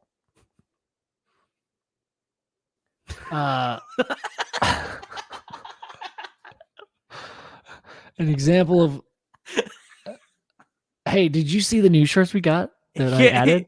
You can't do two things at once. Look! I added some new shirts. It just says fart on it. Are you serious? I haven't seen it yet. Yeah. This one says, "What are you doing?" I did see the "What are you doing" one. There's another one that says "Fart hard." How many have we sold? None. We made no None? sales in like 3 weeks. This one, hold on. There's another one that I'm pretty stoked about. Let's see. One says, "Don't talk to me unless it's about aliens." I like it, dude. Oh my gosh. I need to update this. I want to show you the shirt though. Don't talk to me unless it's about aliens. Oh, I think that was it actually. The one with the UFO on it. Yeah, that's it. Don't talk to me unless it's about aliens. Yeah, dude. That's I want that. So yeah, anyway, I've ordered a couple. Nice. Don't talk to me unless it's about aliens. Are you gonna show it? Oh, when I get it, yeah. I want to show how well it So if you guys want to see it, shows just go off to the nipples. website. It's called UFOGaragePodcast.com. Well, one you thing can that s- and you can see it the does, shirt. oh my God, was I not showing my screen the entire time? No, that's why I was asking if you're gonna show it. Gosh darn it. I thought I was showing you that the entire time. No. What an Oh, idiot. dude, that is badass. I'm so dumb. I like that. I like that you have to like stare right into somebody's chest to see it too. That's pretty awesome. Yeah, you kind of have to get a little closer. Fart. This one just says fart. It's Hell got a big yeah. logo on the back. That's kind of cool. It's like That is it's like sick. It's like sideways. Dude, yeah. What? Dude, that's innovative. When are we gonna make an official TTFA shirt? Well, that's happening Oh yeah. after the lawsuit's over. Oh, you imagine if we got a lawsuit and it was like we went to court and they were like, we want to know if you guys are like trying to copy to the Stars Academy by creating to the Farts Academy. And we're like, yeah, we are. Go fuck yourself. Yeah, that's then exactly they're what like, we're all right, doing. You guys, What do you want from us? We don't make any money. What money do you want? Like what are you gonna get from this? Like, Yeah, be no reason. we want $3 million. Okay, well, I'm going bankrupt. There you go.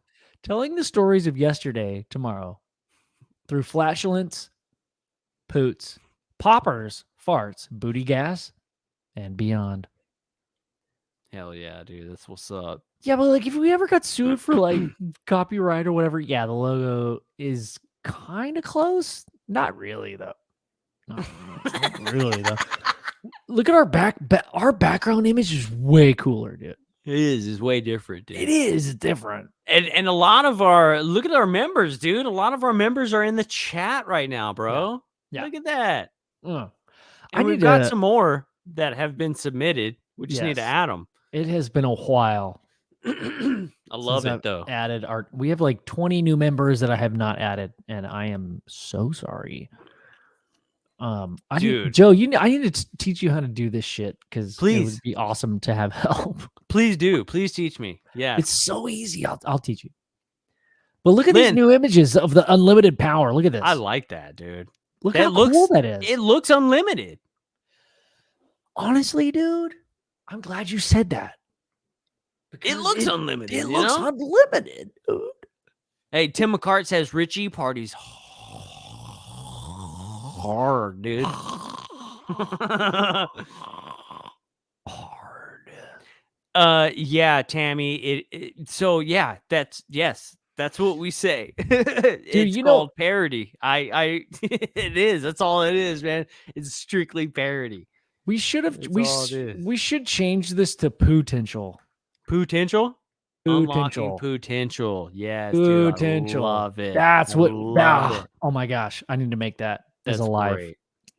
potential. Oh my Unlocking god, potential. that was a joke that I left on the fucking table. You sure did, man. For months now, dude. A year now. It's been like a year. It's been a year we haven't caught Oh. that. Golly, man. Yeah. Yeah, it's definitely parody, man. UFO Garage, the #1 parody and opinion piece show on the internet. Where Yeah. we're #1 at calling out their #2. I You love like it? that. You like it? Actually, Good. that's kind of what we do, right? Like, Use it. Yeah. Like anybody who takes themselves too seriously, we're gonna get you. We're #1 at calling out their #2 while continuously spouting #2 the entire time. Yeah, it smells. It stinks. Stink. So, anyway, dude, let's bring up. Oh, Yeah, right. I don't believe you anymore. talking about me?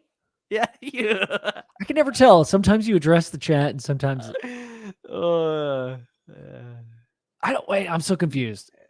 I switched because I can't do two things at once. yes. Did I say something weird? No.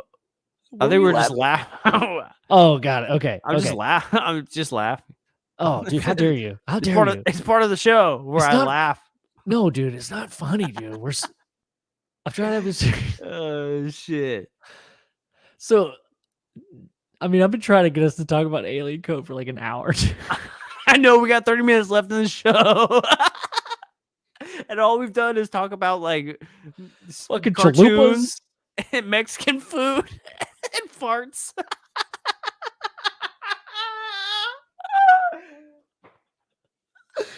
Oh shit. Yeah, another thirsty Thursday.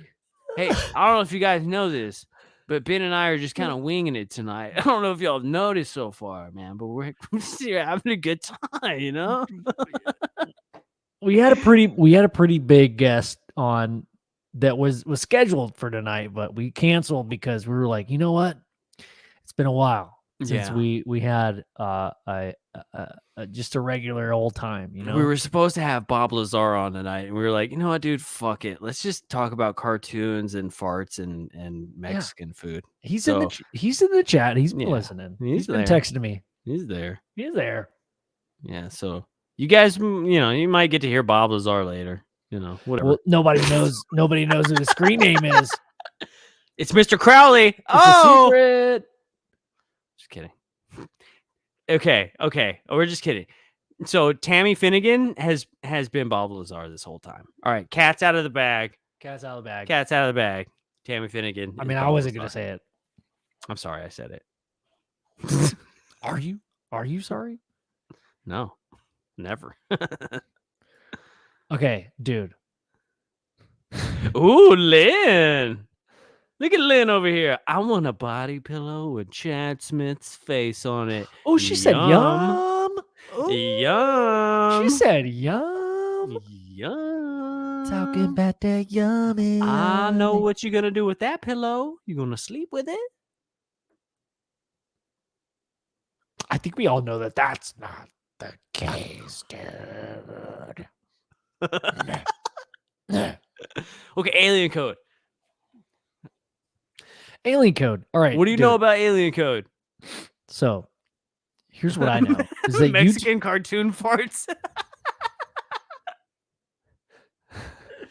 Sorry. Okay. Wait, What hold do you on, know? hold on. Spooky said, "Senor Roberto Lazaro."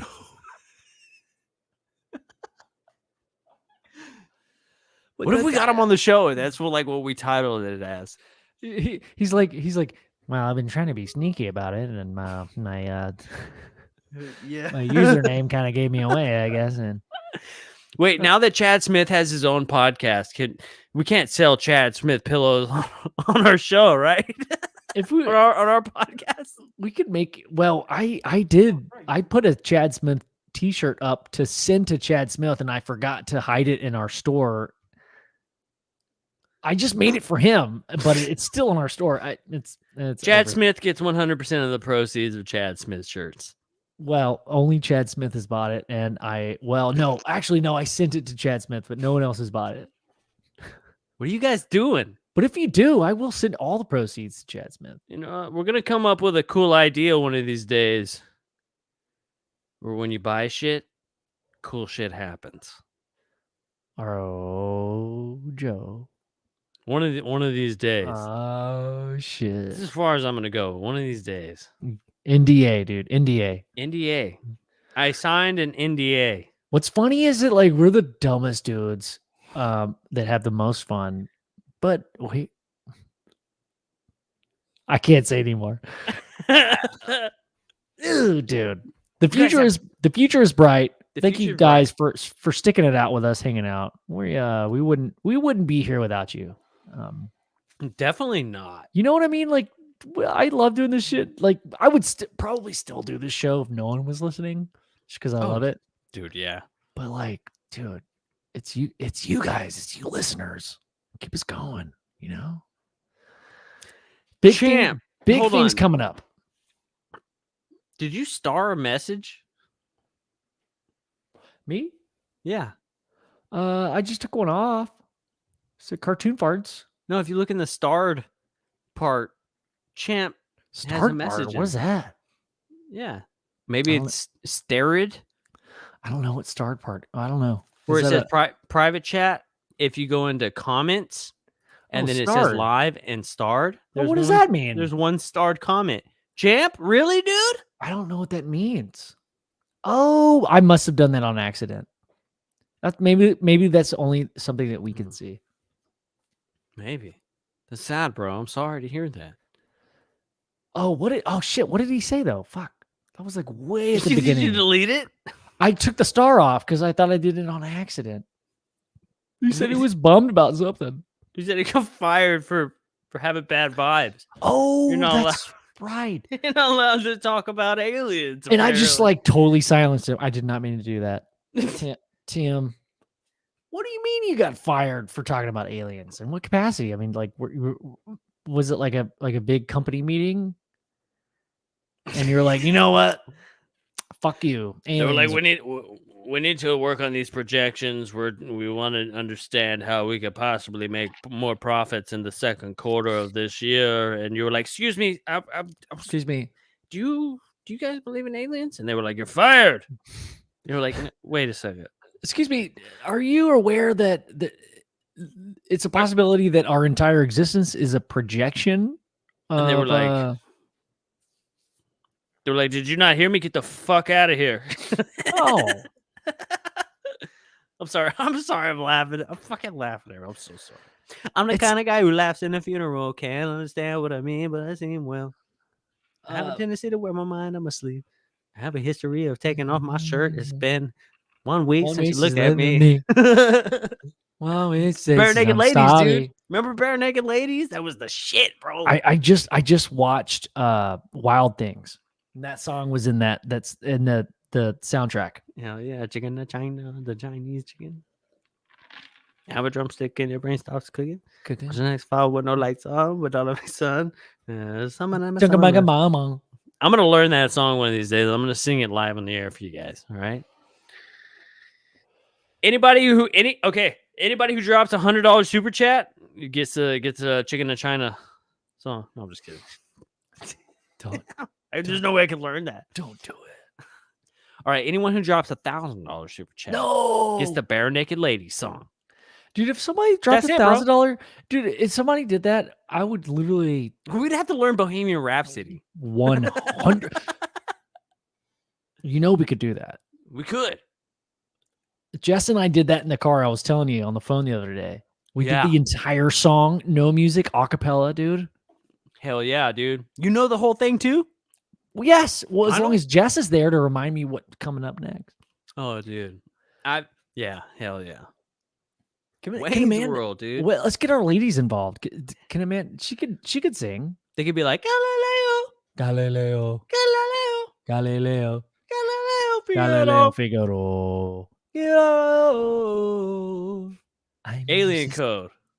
Alien Code. All right, let's fucking come on. Let's go. So my Friday, Jesus, not even Friday yet. My Wednesday night, Joe, talk to you about whatever we were talking about. You were like, check out this movie, Alien Code, on Amazon Prime. It's for Frozzles. That means free. Dude. Amazon Prime. Amazon Prime, Jeffrey Bezos. And Paul Stanley. Beautiful nipples. Cool shoe cam. Cool shoe cam.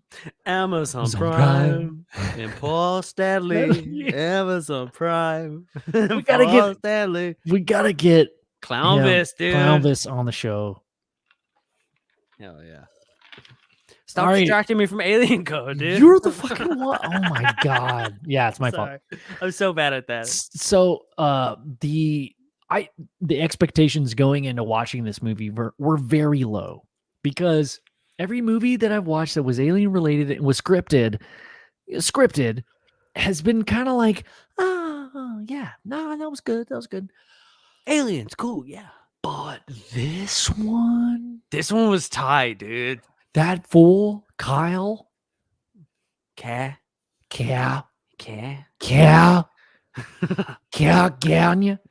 He is a fantastic actor, dude. He carried that entire film. I just want to say that, dude. He killed it. Oh my god. Whoever casted him He and killed paid it him- like Alec Baldwin. and Dude. paid him money, you need to double that. You need to pay him more money. Yeah. Like after the fact, because I would have turned that shit off in 10 minutes had it not for, dude, it was like in the first 10 minutes he said some shit. It was like it's something about the check. He was like, no, this is gonna bounce. This is gonna bounce. Talking about the CIA lady handing him a blank check or a Yeah. check, and he was like, okay, I'll hear you out. And he did some shit that was like in the moment, a very intense moment, and he just, oh, dude, it was a symphony. Great acting. Yeah. Anyway, Yeah. other than that, dude, just want to get off Cow's bows for a second. What a storyline, dude. What a storyline, bro. And I'm still trying to figure out what it is, but the main storyline is that there's a dude that I already is- told everybody that we're gonna spoil alert the shit out of this movie, so it's Okay. cool. Okay. And 5 people left. Okay. Okay. Hold on. Before we get nothing into there. this, I want to get into this zinger really fast that Tammy just dropped. She Okay. said, my boyfriend wanted a sweater for last Christmas, but he got a screamer. Hell yeah, Tammy. That's what's up, girl. Yeah, I just wanted to point that out. It was great. Oh my god. That is so awesome. Hell yeah. Oh, you seen the- dude. Have you seen the oh yeah videos? They're so funny, dude. You do like the Pantene Pro V? No, can I get a oh yeah? Yeah. Yeah, I've seen those. They're so funny, dude. Oh shit. Okay, sorry. Back to Alien Code. I'm not gonna derail this anymore. I feel like you're like, I'm turning the chats off. I'm going into private chat because that's between you and I, and we never private chat. We only send privates in the chat, or privates in the chat. I only send you private parts. Hell yeah. Oh yeah. I gotta pee though, man. Fuck. And Tammy said, I peed a bit. As soon as you said I gotta pee. I do Oh, have to pee. oh, All right. Mr. Crowley. When I come back from pee time, From pee pee-pee? boy, pee From pee pee-pee? baby pee. Poo poo or pee pee? You got poo Well, poo or pee pee? I don't know. I sit down for both. Okay. Don't all judge right. me. Don't You judge sit, me. but you sit down the opposite way so you can read books on the top, right? And like And a eat bowl, cereal and eat a shit. bowl of cereal. And I also stand when I wipe my butt. Don't fucking judge me. That's against the rules. All right. Well, when we come back, we're gonna talk about we're gonna talk about the movie. Maybe. We'll be right back after these messages, dude. Okay. I'm just gonna mute myself. I'll keep the camera on. All right, run, run, run, run, run, run, run, run. Look at Ben run. See Ben run. Ben runs fast. Hell yeah. I'm having a great time tonight, man. Sometimes these thirsty Thursdays, man, when it's just me and Ben and all you dudes and dudettes. It's a good time. I like hanging out with y'all for sure. I hope one of these days I get to meet every one of y'all in real life. Because that would be sweet, you know? Let's set something up where we all go camping, right? That'd be pretty dope. Or maybe we can set up like a little outdoor thing, right? We'll invite like Jim Goodall and like Melinda Leslie and some of our other cool friends. We'll invite Dave Scott out, come hang out. And then and we'll set up this little campground, dude. You know what I'm saying? We'll sell some tickets and you guys all fly out. We'll hang out. We'll chill. We'll hear cool stories. We'll make it a weekend thing, man. What do you guys think, man? What do you guys think? I think it's a good idea. I don't care what you guys think. I'm just kidding. I care what you guys think a little bit, you know? Because it's important. It's important to hear what you guys think. If I didn't care what you guys think, I wouldn't have written down all these sweet ass movies that we got to watch. I've seen a lot of these movies, but some of them I haven't. And I'm a big movie guy. I love movies, man. Movies are the shit. You know, when you grow up poor, you used to be able to just go to like Blockbuster, rent a couple movies. Shit, that's what you do, man. You just rent movies and buy some candy and invite your friends over, and you watch like like Tommy Boy and eat Sour Patch Kids and drink a case of soda. That was the shit back in the day. What's up, Ben? You're muted. You're still muted. Hey, What are you doing? what are you doing? Hey, what's up? What are you doing? Hey, what's up, dude? Hey, what's up? What are you doing? What are you doing? What are you doing? I just talked about Alien Code, the whole thing. Yeah, I want to go no hat. We're done. You're going no hat, no No hat, no bandana. no Yeah. bandana. I'm gonna go no hat, dude. I wanted Look to at- show people that I'm so not free. bald. Like I'm not bald at all, dude. Oh. Like 'cause a lot of people are talking about it. I'm like the opposite of bald. I got all this hair. That's I've been actually getting- better. I kind of like that better, actually. I've been getting a lot of emails asking if you're bald. I'm not bald, dude. You're like, you guys, is that a wig? you guys can see. Hell yeah. You can't even see my purple people eater headphones, dude. I want to see those purple. They fucking look so headphones, though. cool. Nah, because now I look legit. Tammy, yes, everything came out okay. Finally. It did? Came out okay? Yeah, it did. It was Yeah? a fast poop. It was a squirt. It was yeah. So it was a Schlitterbahn of an experience. Nice, dude. So The hottest, coolest time in Texas, dude. dude, and it was hot. Ben's ass. It was a hot poop. Ben's ass. Ass. Remember that? Yeah. Hottest, coolest time in Texas. Schlitterbahn. Ben's ass. Hell yeah, dude. All right, Joe. Okay. Alien code. You tell me about alien code. Okay. So like, there's just like this dude. Fucking- what are you laughing at, man? Why are you laughing at me?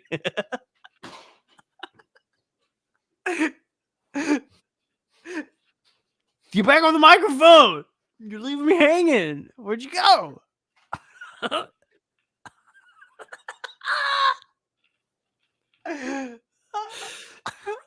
Not laughing at you. I promise. It's totally nothing. Keep going. So like this fucking guy, man. He's like, I can't do it. I don't know how to do it. You were way better at it. Like, Yeah. like, I'm fucking like the government and shit. Dude.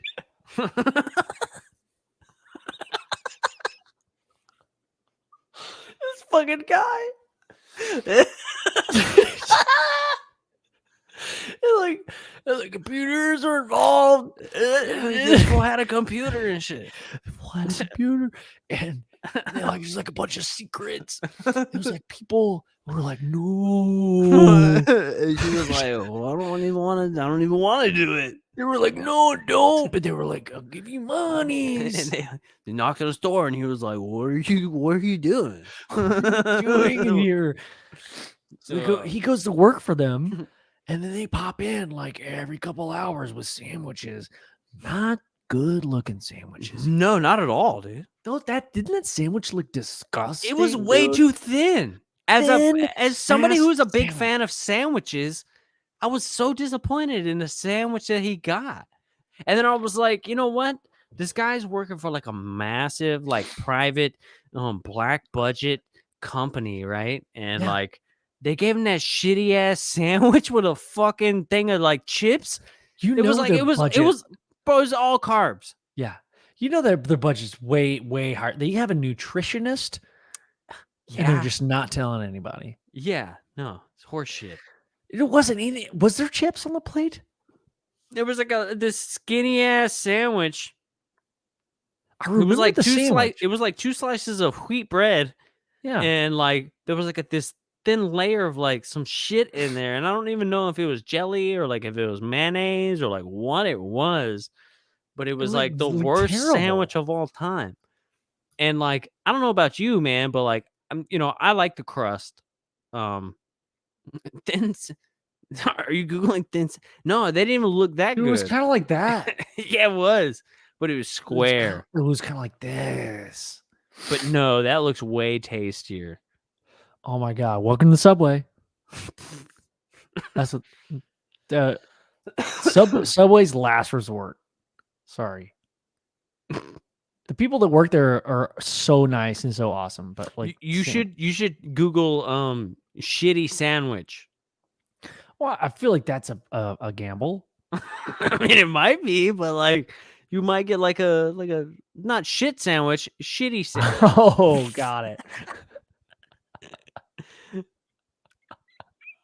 Yep, that's what it looked like. All right, actually. going back, going It looked back. like that. Yeah, yeah. That sandwich was terrible, and it had some chips on it.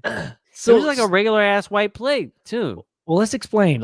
So the reason where the sandwich comes into play is because Homeboy is picked up by this shadow government entity. Artists. What is it called? Artists. Yeah. Okay. So the guy's so the guy's a hacker. All right. Yeah. He worked not for a a hack. company. Yeah, he worked for a company back in the day, and basically like the government came to his old company and was like, hey, I need you to open all these back doors so we can try and catch this guy. And he was like, yeah, no, go fuck yourself. And like I gotta find this guy. The company basically was like told the government like, yeah, no, go fuck yourself too, right? And then they like shut down the company because they didn't want anybody creating back doors to this code and all that stuff. So he ends up like going in and like completely like messing up all the government stuff. And he like they come to his door because they received a message and they were like, well, you're the best that there is. So I know that you basically like destroyed everything. So that's how we know that you're good. So come and work for us. And he was Yeah. like, no, I don't really want to. And they were like, here's a check that they don't show you how much the amount is, but he seemed to be somewhat pleased with it. So I'm assuming it was a lot. It was probably like 11-10. it was like at least $57. And then he was like, I don't believe you.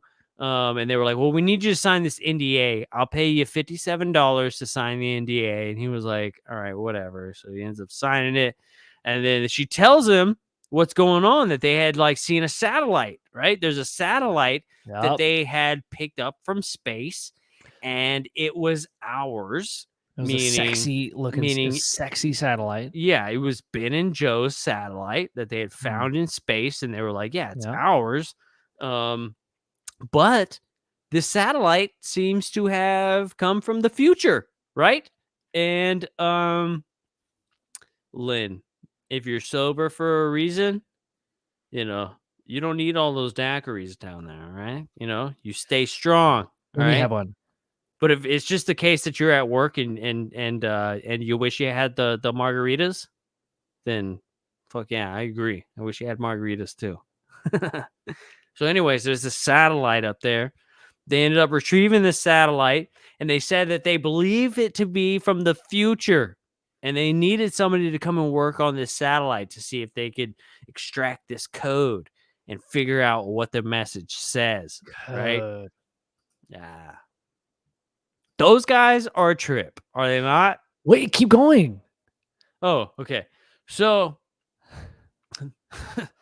this fucking guy, they end up getting him, right? He's like, okay. He's like, I need the money. I need the money. Obviously I just got in all this trouble, so I need the money. There's nobody in his family left. And then he's living in his parents' house, right? His parents are gone too.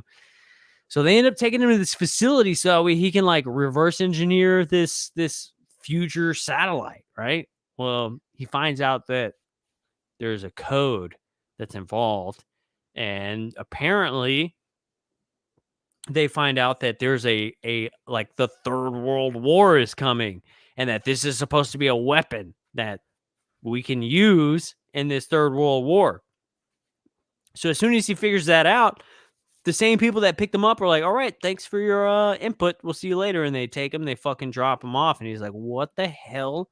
Like, that's it? Like, like we're not going to like celebrate or like pop champagne or nothing. They were like, nope, we'll see you later. Thanks a lot. Fucking, so they take him home, and then the guy ends up getting a tumor in his head. It's not a tumor. It's not a tumor. Wait. So did you explain that he started seeing premonitions of the future? Yeah, but that doesn't come till after he finds out he has the tumor. Okay, keep going. So he gets this tumor, and he starts seeing premonitions of the future. But it's not really premonitions of the future. And that's where things start to get a little bit confusing, right? Because it's not premonitions of the future. It's he's seeing it now. Yeah. But what's he seeing now? What is that thing, right? So he ends up finding this other chick that worked at the facility, and then turns out she's got a tumor as well after she worked on this thing. So they're thinking like, hey, we got this radiation poisoning from this future satellite thingamabob that we're supposed to use to like save the planet from the Third World War. And so they end up like cracking this code even further, and then find out that holy shit, it's not a blueprint to a weapon that can help us fight whatever this is for the Third World War. Turns out that it was sent by these things a long time ago. It was instructions to build the thinnest sandwich. That's what it was, dude. With chips on a white plate. The end. So after they figure out like, okay, it's not a weapon. Is it? Do we find out that it's a weapon? I can't remember. We do find out that it's a weapon, but we find out it's not a weapon for us. it's a weapon for them because them meaning the Watchers. They are everywhere. And so if you look they- right here in this screen that Ben has pulled up, these two Men in Black looking guys, they come and visit him. And they're like, "Hey, why did you help decipher that message?" And he's like, "Yeah, because I needed money." And they were like, "Well, you didn't do it for any valiant reason?" And he was like, "No, I fucking needed some money." And they were like, "Oh, well, it's gonna like destroy the world, right?" And he was like, "What?" And it was like, they're like, "Yeah." They're like, "How do you feel? Do you feel guilty knowing that this is gonna like completely destroy the world?" And he's like, "Well, I didn't know that." And they're like, "Well, now you do, right? Now you do. Now you know." And they were like super weird. So I mean, it's you know that they're aliens, like the guys, the Men in Black guys. Yeah. How creepy was that though? So, dude, their depiction of the Men in Black was like, at first it was like, okay, all right, but as I kept watching, it got better. It got better. It got so good. Ooh, I can only imagine. Like, it really did kind of like, okay, oh shit, now that's real. I can see that happening. That's for sure. So like these Men in Black dudes are kind of cool, right? Because like they're like they get big and then like they get small. Oh, wait. Yeah, that fool got big, remember? Yeah, I just now remember that. Remember that fool got real big? But it's a very random detail. And we're not talking just like in the pant area. Like we're talking like that fool was like big. He like grew. Yeah, but it was such a short thing. It was so random. It felt like a fever dream. It was like, okay. So he's like growing like to 20 feet. And then he never he never approached him as a tall, huge person. It was just like he saw him grow huge. And it was kind of like, okay, this dude's either tripping. It kept you guessing. Yeah, you were like, is that the tumor? And he was like, it's not a tumor. Not a tumor. Yeah, but it is a tumor. So, But that's not why he's seeing things, right? And that the tumor is very important in the whole movie, too. Like, it is important because he finds out that he's the main guy. He's a cryptographer. He finds out that he's not the only cryptographer that has worked on this project. And he finds this girl hot. Hold on, real quick. I'm not gonna sidebar this for too long. Okay. My favorite episode of South Park is when Timmy and Jimmy join the Crips. It's my favorite. Oh God. Where'd I go? What There did you you go. do? There. I don't know. I was clicking buttons. Yeah, he is a cryptographer, dude.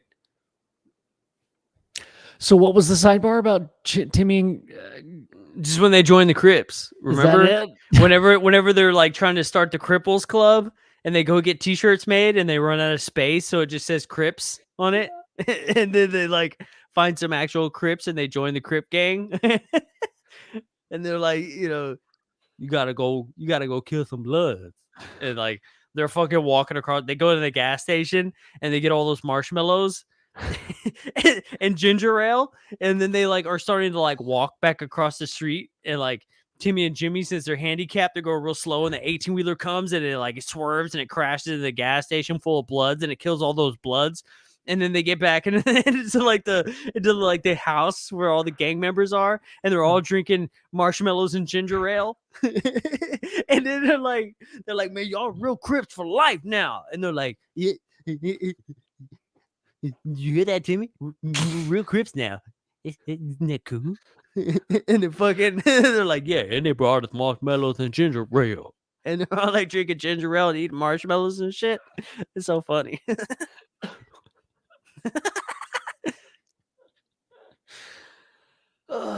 Remember? Remember that episode? It's to the great audience. Wow. Wow. Such a great audience. How many everybody does it take the screw in the label? One. Wow. What a great audience.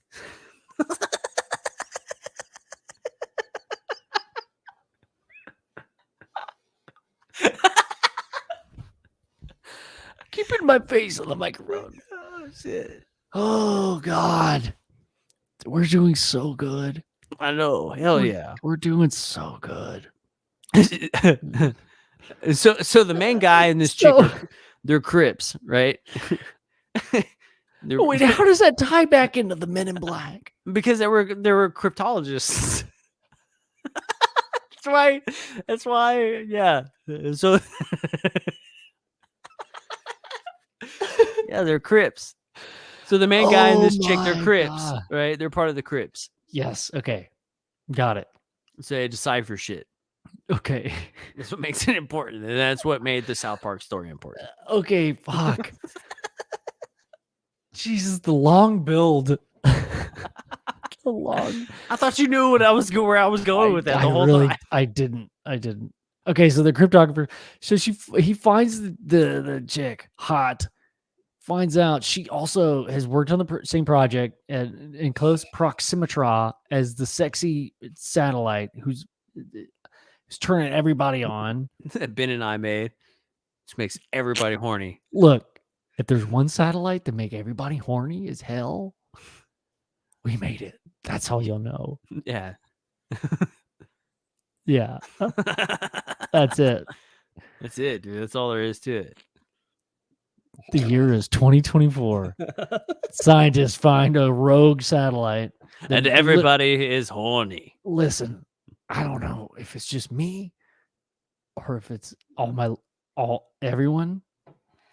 Wherever the satellite goes, it's a trail of horniness. Yeah, dude. Snail-trailing, dude. Snail-trailing. It's a heavy trail of horny, dude. That is a satellite I one day want to make. Me too. So, can you imagine, like, instead of building satellites for war and to like explode people and shoot lasers, if like you made satellites that just like made people horny all the time? You're horny. You know? You're horny. I cannot. I can't focus. I can't. I don't want to shoot this gun. I just want to fuck something, please. Stop all the fighting. Stop all the downloading. Horny. Yep. Dude, dude. You're ready. A satellite that makes everybody horny, and then you just fly planes over countries and drop mushrooms. Fuck yeah. That's what's up. Damn. And mushrooms and doobies for everyone. Hey, real quick, sidebar. Which is alien code. Between you and me. Alien code is the sidebar. Honestly, yes. It really is.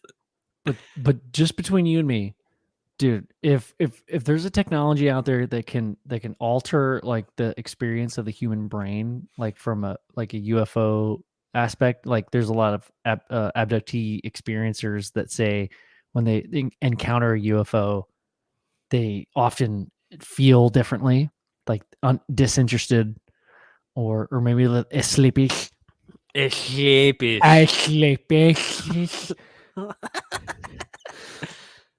ESH. Yeah, how do we spell it? ESHCH. It's E apostrophe. E SHCHLEEEP.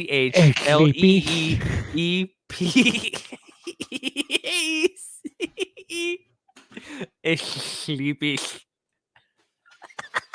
So anyway, I see this large craft, and all of a sudden, randomly out of nowhere, it's uncharacteristic of me to feel sleepy. Wait, what did you just say? Sleepy? Maybe sleepy. I felt really sleepy. Okay, look, I want that spelling to be the way people say sleepy from now on. We should make a shirt that said, I encountered the craft and became extremely sleepy. Sleepy. Uncharacteristically sleepy.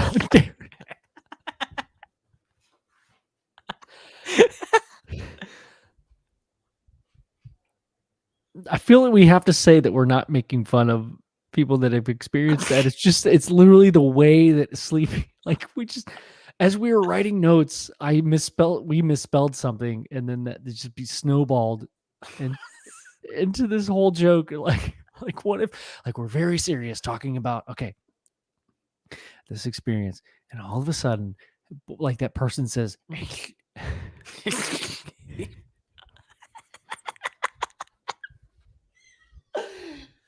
doesn't acknowledge it was 1979. Me and some friends were out, and we were just driving on the road, and one evening we saw these lights in the sky, right, and I can't really remember everything that happened. because I remember a friend looking at me with tears in his eyes, and for some reason we were sleeping.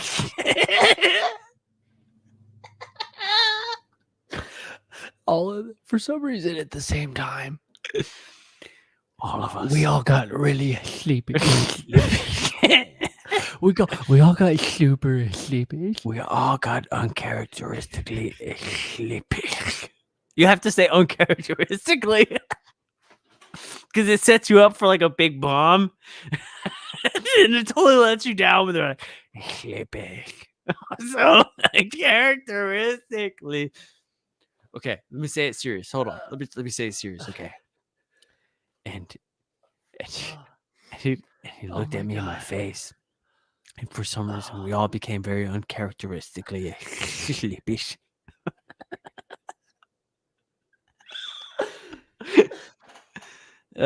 Shit. Okay. Yeah. Oh my God.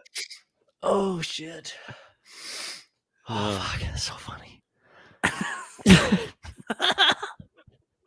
Okay. So in Alien Code, though, like they didn't get a sleepy, they got tumors. Sucks even more. Honestly. That sucks. And then now, like, they think that it's the tumor. The tumor is the reason they're seeing these entities, these men in black, or like people standing out their window, and they can't. Only people, dude. This is one of the things I wrote notes about last night.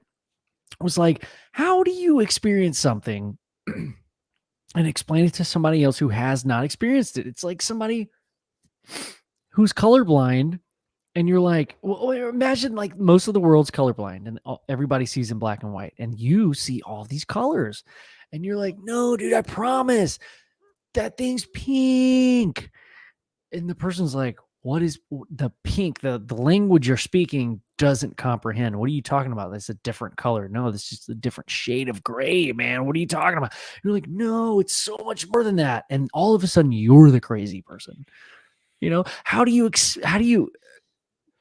communicate that to somebody that doesn't have the knowledge or doesn't have the experience yet? Like, they haven't been through it. You know? Yeah, man. They haven't been as sleepy as now. And on a very serious note, this movie did a very good job at like portraying what it's like to be like seeing stuff or experiencing things that other people cannot, because the company that they work for, artists, they're developing these tumors in their heads as they're working on this Sexy satellite. Satellite. It's hard. I can't get in frame all the way sometimes. I mean, Yeah, dude. So they do a really good job at it, at like portraying the fact that like this shit is happening to them, yeah. and they're trying to explain to artists that, you know, this stuff is like happening in front of them. But the company, right, is like, they just think that they're crazy, that they're losing their minds, and it's because of this tumor. And they think that the satellite is giving off some sort of radiation that made all these people who worked on it have a tumor. Yeah. Turns out it's not that, right? Which is even more compelling because we hear cases of people who come in contact, right? And then something happens to them. Like they get something. Some people get sick. Some people do get cancers, right?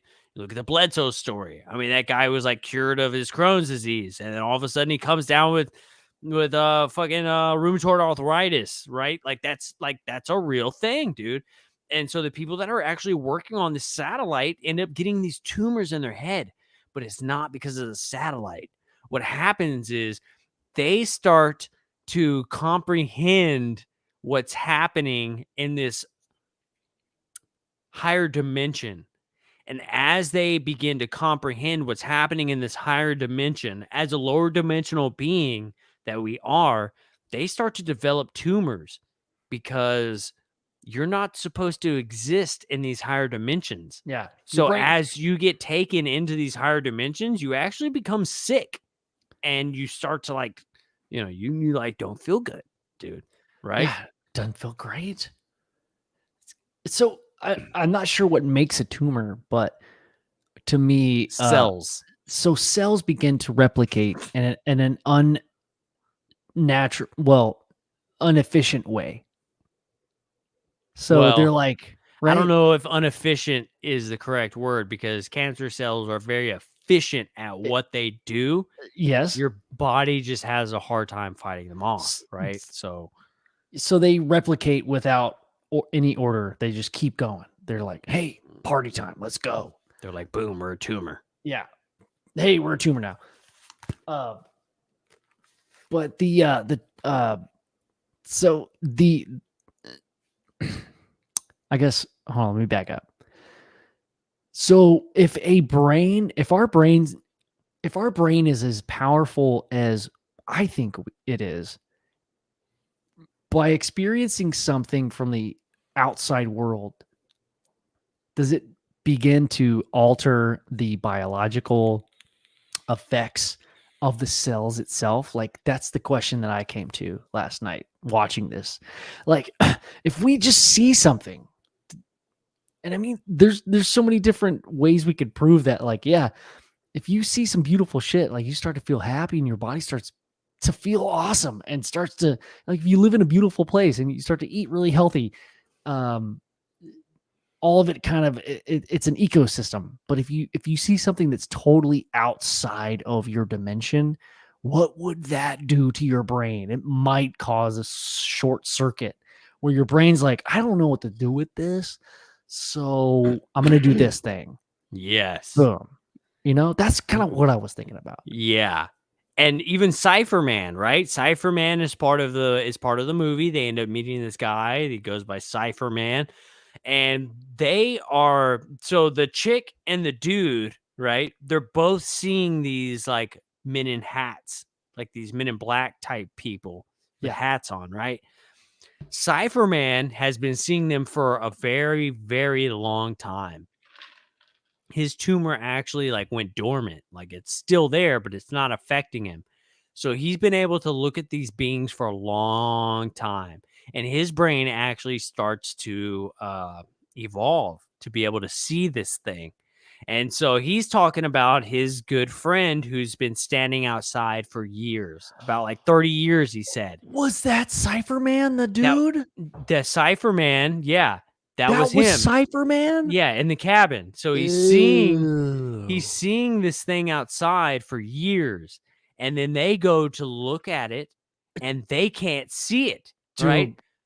I thought that dude was nuts at first. There was like the movie, they made you think for a second, like, okay, When he's shit. explaining everything. Yeah, it was like, oh no, because he was like, homeboy's been outside of my window for years, hasn't moved an inch.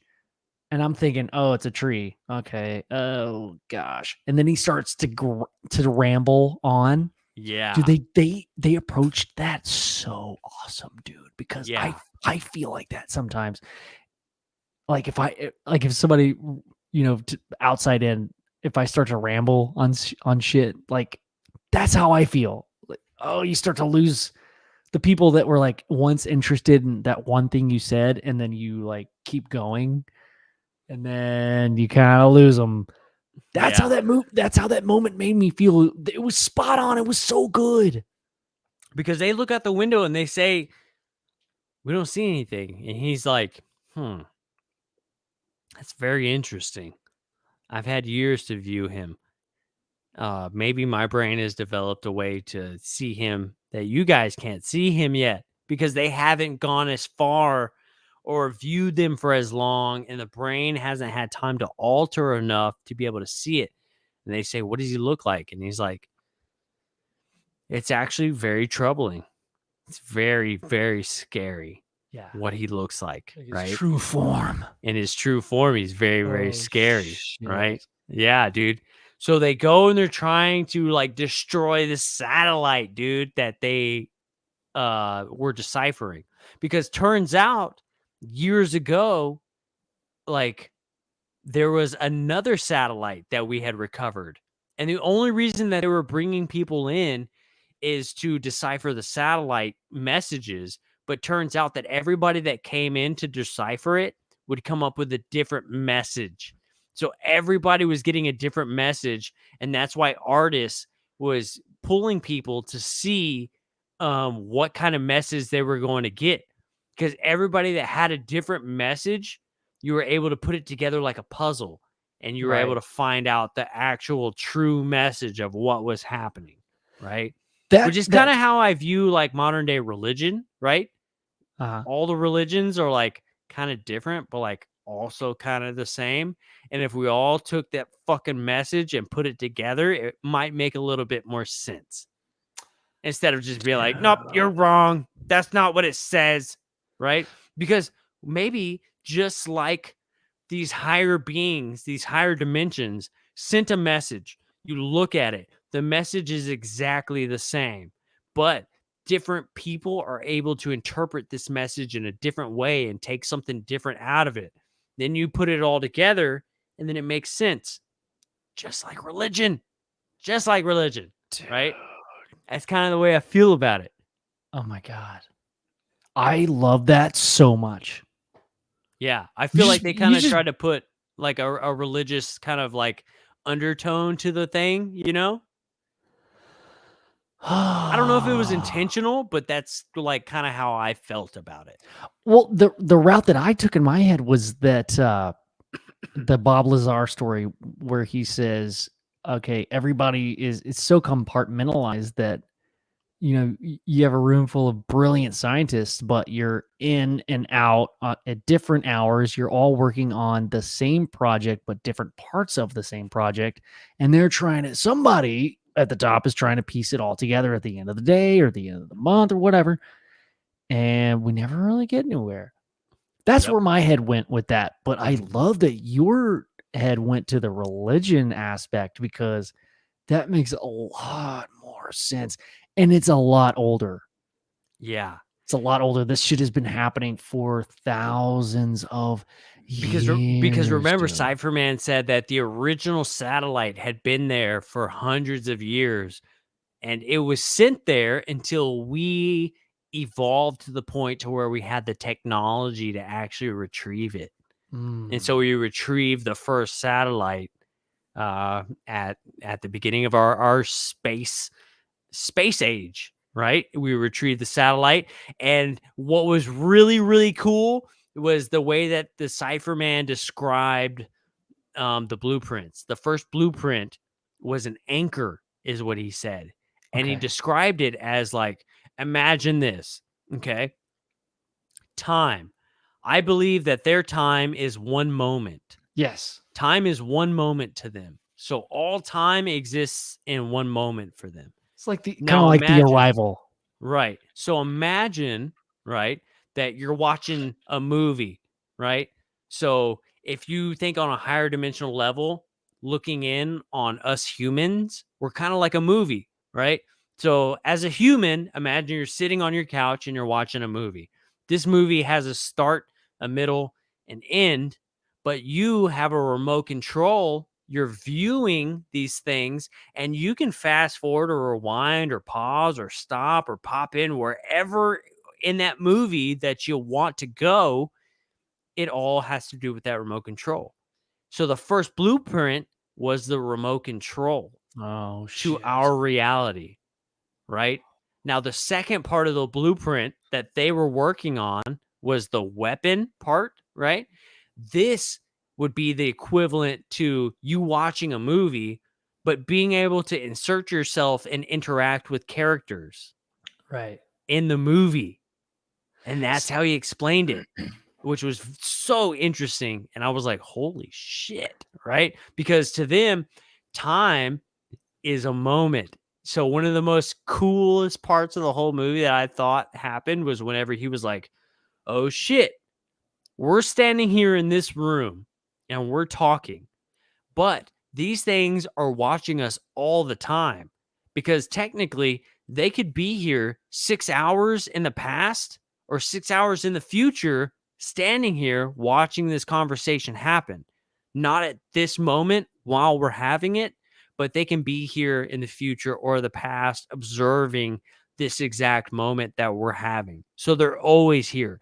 They're always watching and they always know what's going on because time is one moment to them. Right. Where ours is linear. You have a beginning, a middle, and an end. You know, you have this death thing that happens to you. These things don't have that.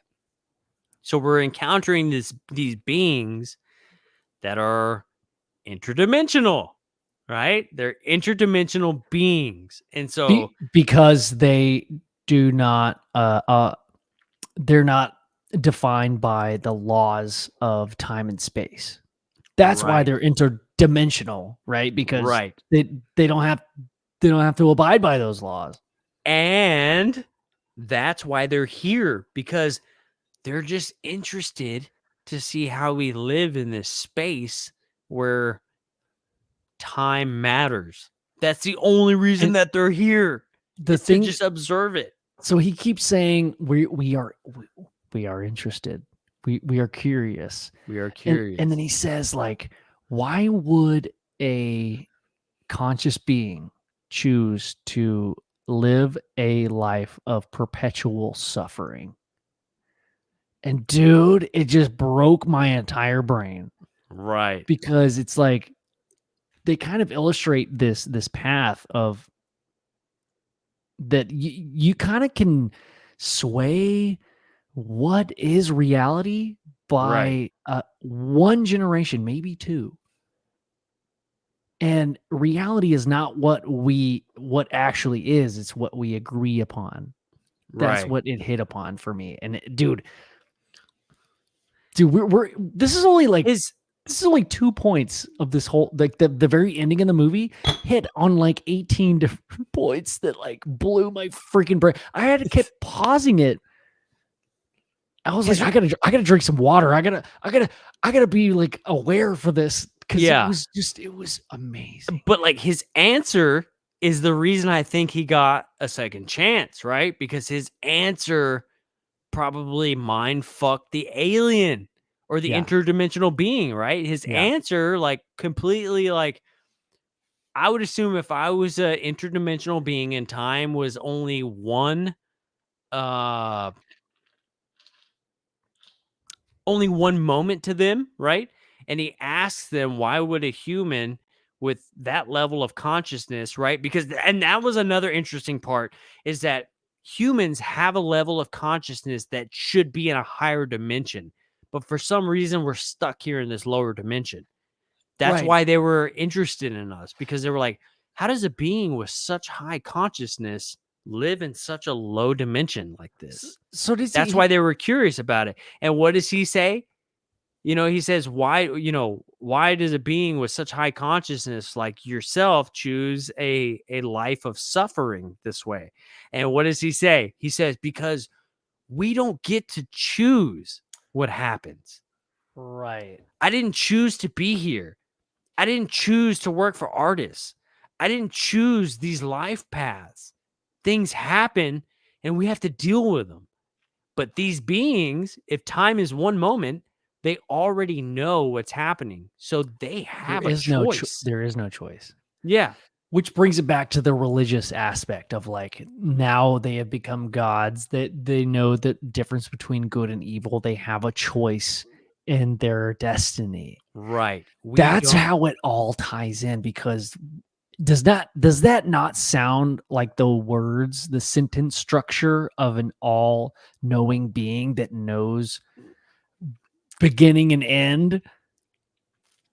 Which kind of makes you wonder, God, right? Does God, does he get it? Does he really understand what's happening? You know, Here? what? You know what I'm saying? Sorry, I didn't mean to cut you off. No, you're good. My brain went to this. My thought went to this. If you know the ending to every joke or every every story, there is no story that defeats the purpose because it's the build up, it's the suspense. It is the journey, dude. Right. That's why it's cool. That's why it's awesome. And the being says that that's why they're interested, right? Because they don't have linear time, they don't have consequence, they don't have feelings, and they don't have outcomes or something like that. I believe is what he said. He mentioned like 3 or 4 different things. We don't have outcomes. We don't have conscious or consequences. We don't have nipples. We don't have nipples. They don't have those things. So like they're interested in why we feel the way that we feel all the time and why there's like this duality in the human brain of like here and there all the time. Yeah. You know, because when you think about it, as a human being, I know I personally, I'm very rarely in the present. I am always thinking about the future or the past. I'm very rarely right here. Right. And when I am right here, I'm usually miserable because I'm too fucking busy thinking about the future and how awesome it's going to be, or the past and how awesome it used to be. Hey, well, if you're on that trajectory, then would you not say that you're living, you're happy because of your past is always happy? Then You could be doing right? something good. You're doing something right. I say miserable because like if I'm living in the present right now, I'm having a great time, right? But yeah. 6 days out of the week, I'm like, what the fuck? Yeah, You right. know? I know what you meant. You know what I'm saying? You know what I'm saying? So, shit, I had a point I was gonna make. Then I started thinking about that one time I pooped my pants, and I think about it. And honestly, dude, I feel like I grew as a human being. I feel like you're not an adult until you shit your pants. Yeah, dude. It really helps you out with like critical thinking skills and like what you're gonna do. And I shit my pants at a party, dude. Did you really? That's rough. That's rough. Yeah. I had to throw my underwear away. Did you free ball the rest of the night? The trash can. I free balled the rest of the night, dude. That's what's up, dude. I'm proud of you. Thank you. Oh yeah. Saying that. Thanks for saying that. But shit, I had a really good point I was gonna. You went shit in your now I'm pants. trying to think of something. I'm trying to like, but bring it back. The idea that he asks him, if you could go back to a time before you were sick, what would you do? How would you change as a human being? Like, if I were to send you back before you got a tumor, why would it matter? What would you do? And he was like, I would tell artists to go fuck themselves. And he says, yeah, but would you change? Would you change as a human being? Your idea and the way that you're approaching this is completely different. But would you change? What would you do differently? You know? Yes. What does he say? I can't. By the way, Lynn, say though? We haven't given away the whole movie. We've left some pieces out. I mean, we talked about like some interesting pieces to it, but the whole movie is so goddamn good. Yeah, we left out a bunch. Yeah. So the 5 people that left. Don't say what he said. Actually, don't say what he said. I'm not going to say what he said, but yeah. Well, let's leave the ending. That kind of leaves you with the question, right? If the aliens, like his eyes are closed, he's like, what would it matter? Like, what would you do different? Right. And then Yeah. opens his eyes. And then he answers, and like, I would tell artists to go fuck themselves. And then he's like, what would you do? What would it matter? Why would it matter if I sent you back before you got sick? You know? Well, the feeling that I got, I don't know what the exact quote was, but How would you, he says, how would you change, and what would it matter if I sent you back knowing what you know now? what he says, one sentence, it says, it was like 3 words. It's like, what, like, does anything matter? That's what I got out of it. I don't know what the exact quote was, but like, that's like, for some reason, is this nihilistic of me to think that Like this the river? yeah, like the river. Like this idea of nothing matters is not, to me, doesn't mean like this like depressing thing. It's almost comforting. Like nothing matters, dude. Like it doesn't stop me from doing it. It makes me even have more confidence and more of a drive to do whatever the fuck I want and say things and like meet people and have fun and love and like raise my daughter. Like it gives me a lot of positive vibes, that Yeah. idea of like nothing matters, dude. It's just now. All you have is now. That's what I got out of that. Every moment, dude. Every moment is now. Yeah.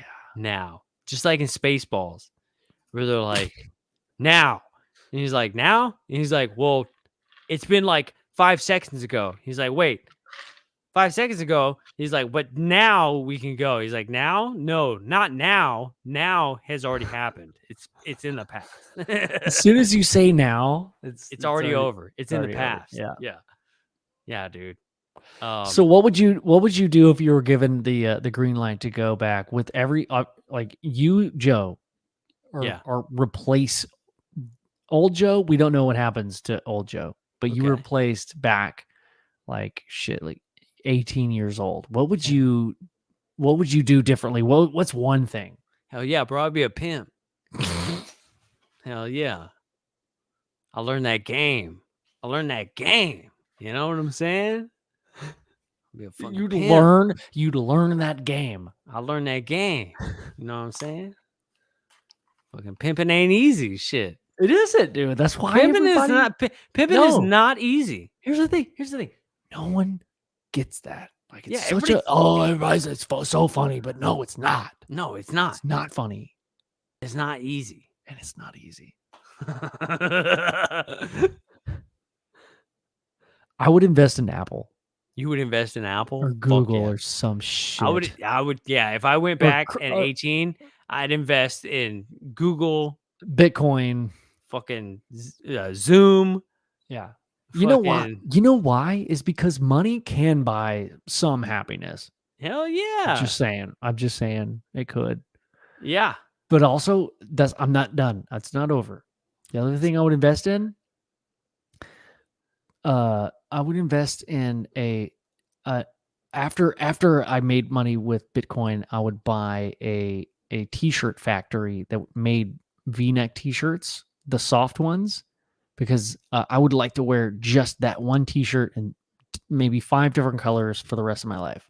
Oh, in a denim factory, because I have a very weird body and I only wear one kind of jeans. So that's it. Denim. Jeans and t-shirts, dude. That's what I'm doing. Man, what's that John Wayne quote? Money doesn't buy happiness, but pimping ain't easy. But it's better to cry in a Rolls Royce or some shit like that. Love that. Yeah. Oh shit, love that. Is that really John Wayne? Because that's fucking baller. I think it's a John Wayne quote. I'm gonna look it up really quick. That's baller, dude. Oh my god. Let me see. John Wayne quote. John Wayne. Hey, while you do real quick, dude, 5 seconds. Go for it. Oh, you can't leave while I'm fucking looking up a quote. God damn it. Now, how am I not gonna entertain and look up a Google quote when you can't even fucking give an email and say a word at the same time? That's not fair at all. How dare you, sir? How dare you? Are you back? I can't see you. I'm Googling. So where'd you go? All right. Okay. You didn't just hear me like ream your ass real hard, did you? You what? What? I was like, okay, I'm gonna Google, and you're like, all right, I'll be right back. And I was like, how dare you? You can't even send an email and talk to me at the same time. How do you expect me to Google some shit from John Wayne and keep a conversation going while you disappear? You're Where'd you smarter go? than me. You could do it. All right, I'll do it. Let me do it real quick. Oh, I thought you already did it. No, I had to stop. I can't do two things at once. You keep it going. I'm Googling right now. Go. Ready? Go. Hey, we're doing it. We're doing it again. we're doing hold on, I got it. It's news that already happened, but now I'm saying it. So in the news, I don't know if you guys saw this, but there is a telescope that's going to be launched December 22nd. The James Webb Telescope, made of gold. And everybody knows that I love gold. It was founded and invented by Jamathan Webbs. I'm kidding. Dude, there's that telescope is gonna be badass, dude. Bro. It's gonna like be able to see the fucking Big Bang. Yeah. What? I made a post on our website and twatted about it. And dude, the And nobody cares. 20 years in the making. I geek out over this shit, dude. We're gonna be able to see not only the beginning, possibly the beginning of time. Also, when we talk about the beginning and end of time, I think we're talking about like the same thing. The same thing. I visualize a cell replicating. Like, have you heard this idea or this fact that human life, like in an embryonic stage after the zygote and the egg make a thing, the first cell that is born is actually a mouth and an asshole. It's like a toroidal thing. It's like the same. Yeah. It's a tube. We're tubes. We're just really intricate tubes, man. Like your mouth and your sphincter are made of the same thing. So I think when the telescope looks at it's going to say, that's a butt. No, that's a mouth. And some people are going to be like, no, that's a butt. And then people are so same. That's the beginning. No, that's the end. No, it's the beginning. No, we're all tubes. We're all tubes. I think that's what's going to happen, man. We're like an asshole on the front that runs through a tube that goes all the way down to the asshole on the back. And then we just have like these arms and legs and a brain. So the John Wayne quote is, money can't buy happiness, but it's more comfortable to cry in a Mercedes than on a bicycle. Dude, yes. Hell yeah. 100%. I agree, John Wayne. But other than like monetary things, I think like if I were to go back in time, would you prevent like a massacre of some sort, or like some kind of like public event or something? I don't know, maybe like the dropping, like somebody dropped the Liberty Bell, something like that. Or maybe like I would love to see, actually I would love to witness who actually discovered, quote unquote, got to America, because North America, there's plenty of people. The Olmecs were already here, chilling. Aztecs, fucking crushing it. Who got there who fucked it up? I want to know who did it. Because I don't think it was Cortez. I don't think it was Christopher Columbus. I think it was somebody. It was one of the Vikings. Yeah, the Vikings got here first, and then who's the guy though? And apparently there was a trade like a trade route set up, and like we found a lot of like Viking hubs that were set up here, but for some reason they all left. So they were here. Like Leif Erikson gets like the whole like credit and stuff, but like his brother actually came over and they started a settlement here in North America. It was more so in Canada, but they Really? did travel down into like the Maine area and a little bit further south, and that's as far as they got. But there's Viking remnants all through like that top northeastern part of the United States and into Canada and some of the islands right off the coast up there. So the Vikings were here. Yeah, they did do some stuff. And apparently, Do some stuff. apparently they there's actual like Viking records that they had come to North America, and a Viking and a Native American actually got into a fight, and they both died because the arrows from the Native American went through the Viking, but the Viking was like, "I will kill you before I die and go to Valhalla." And so he fucking chased him down and fucking murdered the shit out of that dude. And then they were like, "Oh no, this isn't very good." And so I would assume, right, that the Vikings came here with probably like 80 people, but it was just too much to like stay here with all the natives just coming up, and there was also record that they actually traded, and they would take like pelts back to where they came from. Yep, beavers and stuff like that, and they actually did trading for a while, and apparently they only lasted for about like 100 years, and that's it, and then they left. So Vikings were here for a little bit, dude. So if Leif was the first, and his brother was his name Trey, Leif and Trey, no, Leif and Trey. No, there was a great documentary I saw on it, and I forget the dude's name. I'll send it to you, but yeah, apparently they were here for a while. They did some trading and stuff like that, and they ended up just leaving. I wonder what made them leave. You know, like I to my core, after reading America Before by Graham Hancock, I 100% believe that North America, is home to some extra, pre-earthling. There you go. Been there for a long fucking time, dude. Yeah, dude. We just built some shit on top of us, some other shit. That's what happened. Yeah. Something was already here. Cataclysmic event happens, right? Yeah. Wipes everything out. Yep. And the only people that survived were the people like in Africa and the Middle East. Yeah. So then they developed, and then they branched out. And that's why we believe that history starts right there with the human being. But really, it didn't. It started long before that. It was the restart. It was the New Mexico. It was the restart to current human history. But I mean, North America is home to some of the largest land animals in the entire world.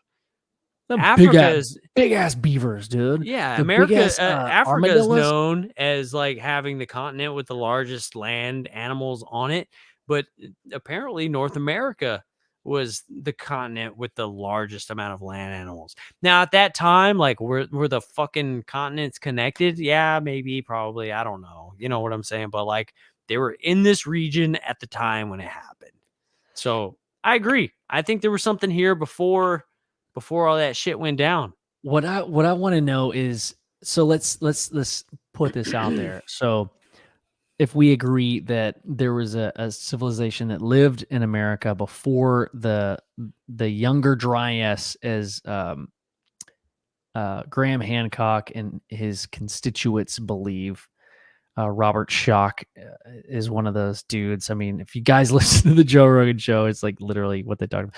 Anyway, if there's those dudes that lived here, they are thousands of years after the Neanderthal. So, like, why don't we see the tombs and the burials that include both Neanderthal and Homo sapien in the same burial chambers as we see in like the Middle East and some like Turkey, some in like the Russia area? Why don't we see that in North America? And I maybe have an answer, is because a lot of We don't those dig deep enough. subterranean, exactly. They Yeah, dude. lived underground because they knew that whoever was in charge had some firepower. And how do you protect an entire civilization? Well, number one, don't be seen and live under the ground, dude. What's more protective than the crust? The earth has plenty of shit. There's water. There's so much water under the crust of the earth. We still didn't even know like what's really in between. Dude, if you looked at like a diagram of how much space is in between the crust and like the mantle and like Yeah, it's a supposedly lot, like the dude. core, like bro, it's a lot, dude. I'm totally open to the fact that there's many civilizations that could possibly survive off of geothermic energy that don't really need the sun. So there's plenty of living creatures that don't need the sun. Why can't a humanoid survive off of the same nutrients and yeah, I don't know. I think Yeah, it's dude. fun to think about. Yeah, dude. Yeah, for sure. For sure. I totally agree. I think there's a lot more happening than, than we're privy to the information. You know what I'm saying? Like we're not important enough to know the information, right? And it seems like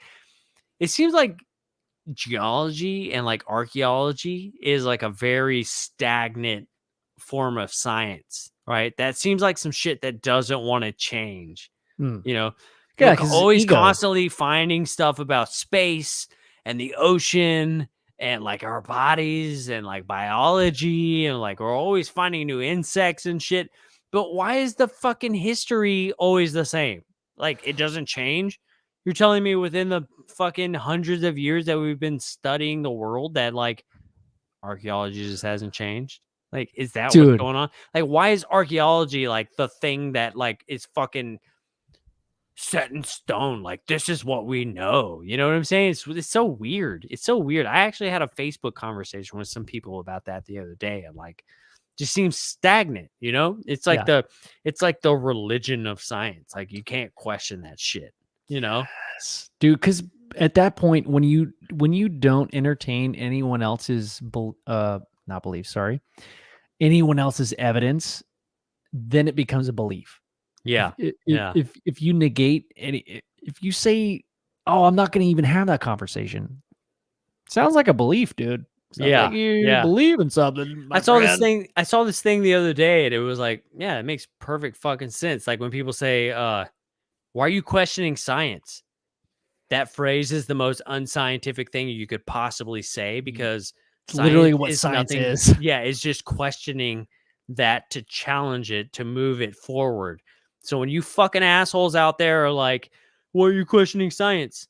You're an idiot because you're supposed to fucking question science all the time. That's the whole point of science, is to question things all the time, to To figure further shit it, out. to make it better, to learn new things. You have to question constantly. And when you're like two dummies like Ben and I, and you don't have the money to invest in your own equipment and go study it yourself, not to mention that like none of us are fucking smart enough to even figure that out in the first place, right? How do you really know? The only thing that you can do to contribute is to question it, right? Mhm. Challenge these theories, challenge these people, ask questions. Why? Why? Why? Why? That's all you can Well, do. no. Well, Zaihuas knows all the answers. Oh, yeah, that guy knows all the answers. Yeah, for sure. Literally, stop there. Because look, as long as he says that, whatever he says, look, it's science. Yeah. 100%. He knows everything.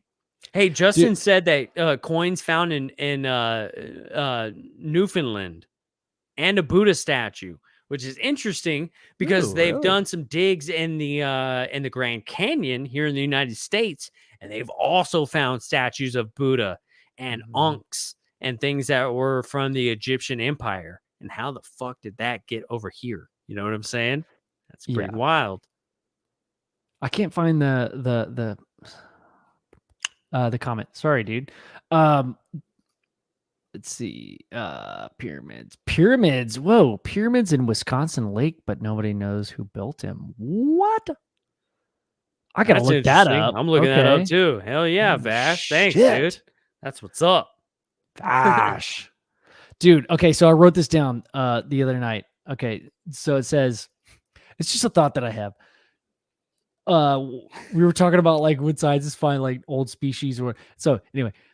When we find new species of animals, scientists are always like, "Oh yeah, no, we know what that is." Like it's all of a sudden like there's like HD like renderings and shit, and it's like, "Oh yeah, science like, oh yeah, yeah." We theorize that this fucking dolphin with two dicks existed 30,000 years ago, and we already have the renderings ready. We contracted the 3D guy.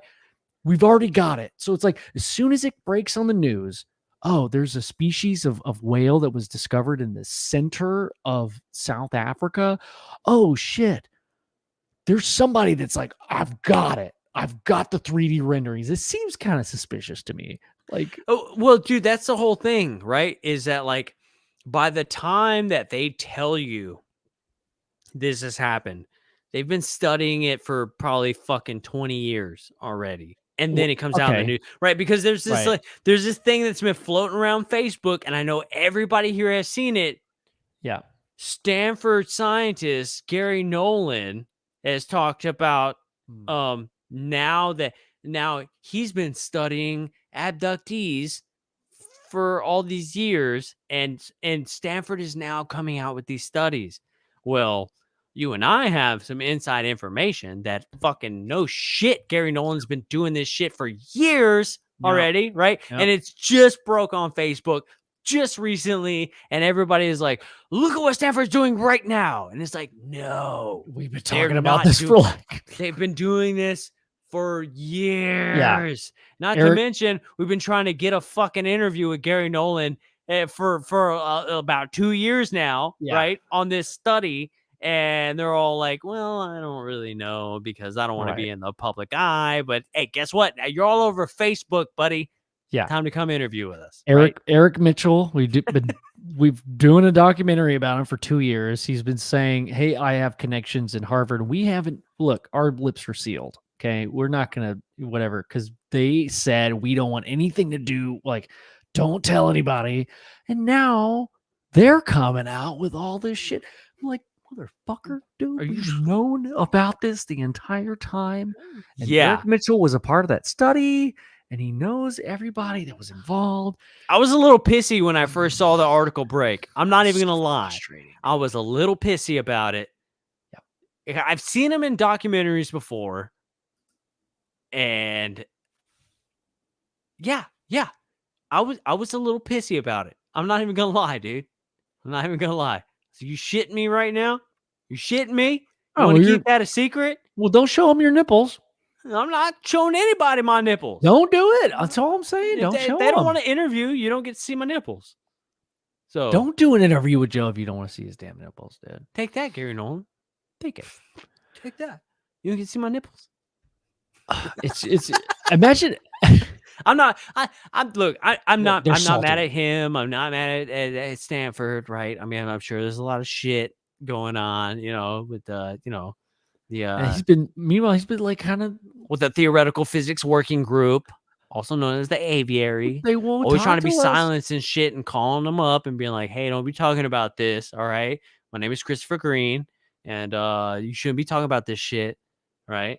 And so now he's gonna call me tomorrow and be like, hey, did you say Kit Green on UFO Garage podcast? And I'm gonna be like, yeah. And he's gonna be like, well, don't be saying that shit. I'm like, okay, sorry. like half of our listeners are like people that like we know some shit about. Like we're not supposed to say anything. Dude, these names are all over the place at this point. It's like we had this cool secretive idea, and now the shit's everywhere, and it's like not a secret. And then we're gonna talk about it, and they're gonna be like, "Yeah, I know, I read it on Facebook." And we're like, "Yeah, but I'm fine. No." That's how I felt. That's how I felt a couple weeks ago when I saw that shit. It's so frustrating. It's so goddamn frustrating. So mad. So mad. Well, I mean, we put the burner on him when we said that the documentary is going to come out in this spring. Whenever So Ben they'll- finishes it. So they were like, oh, we've got to get ahead of We this. got to get ahead of it. Yep. They've got to steer the narrative. Literally, yeah. I do want to. I know. I do Eric want to, Justin. I want to. Eric would be able to talk to this in length. It's just like he's been kind of before the Harvard people came out. Let's get that guy on next week. Let's get Eric on next week. Yeah. Let's talk about this We gotta clear Stanford the air. study. Yeah. Let's talk about Mr. Gary Nolan and what he's been doing. The Stanford study that had started when Eric was born, by the way. And the guy's older than us. I'm 33. So that gives you an idea of how long it's been going on. It started when Eric was born, dude. That's how deep this shit goes. It's not a new fucking thing, guys. It's not new. Not new. Yeah. Sunsaver, yeah, dude, I agree. It's on Facebook. It's got to be true, right? Yeah, that's kind of like the fucking the back slap in the dick, right? Is that they just blast it on Facebook and you're like, oh great. Now half the people are gonna take it serious, half the people are not gonna take it serious. And it's like shit. Well, we know this shit's been going on forever. And nobody's wanted to talk to us. We ain't been able to contact anybody. Nobody says shit. Even direct sources have tried to contact these people, like from Stanford and Harvard, and like we can't get anybody. We get like the fucking front office lady who's like, yeah, I'll say. Actually, she was very sweet. She was very sweet. Yeah. And that's it. That's it, dude. So I would send her tamales. I can guarantee you whatever you read in the study is not even the tip of the iceberg. It's like the fucking snow that fell last evening on top of the iceberg. It's not even the tip of that shit. Yeah. It's so deep. It's so deep. And we don't even know it. We don't even know. Wow, no. You and I, Ben. I don't know bro, shit. We don't know shit about it. All we know is that it's been going on. And we have questions that nobody can answer. Like really good questions. Nobody will talk to us. It sucks. I know. Nobody will talk to us. Maybe it's because we talk about farts. Dude. Well, I think maybe to ourselves. I think maybe we should contact Gary Nolan and be like, look, we're researchers ourselves. Okay. We've started our own companies. To the parts you may have heard of it. Company and Co. You may have heard of it. Is some other company of TTFA. Let me ask you, do you masturbate? Sir Nolan, do you come on? Do you masturbate? Sir Nolan, sir.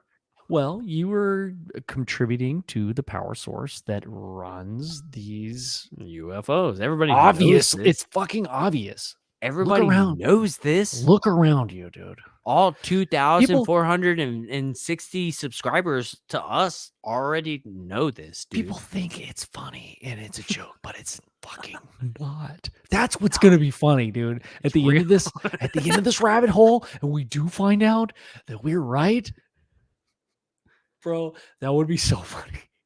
Yeah. Yeah. We don't know, but like, how funny would that be? They're like, actually, guys.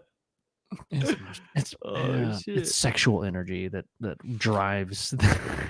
Let's see. Tammy says, hasn't Congress had a bill ready to force them to tell what is known of funding? Okay.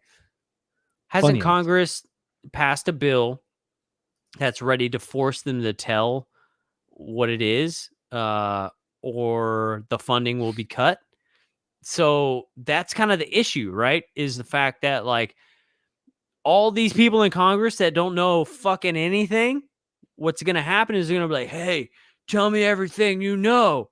And then those people that they're trying to force, right, are going to say, there's UFOs. And they're going to be like, thank you. Thank you for your time. We appreciate that. And then they're going to fund a big ass company, right, that's going to research UFO stuff, right? And a lot of money gets moved around. And they're not going to tell you shit, right? All the money. So everything that's happened for the past 70 plus years and those people that have been in charge of that shit, right? Now they're going to get funding to the same people that have been hiding that shit for a long time. And now they just told you that they gave money to a bunch of people that are going to hide some shit.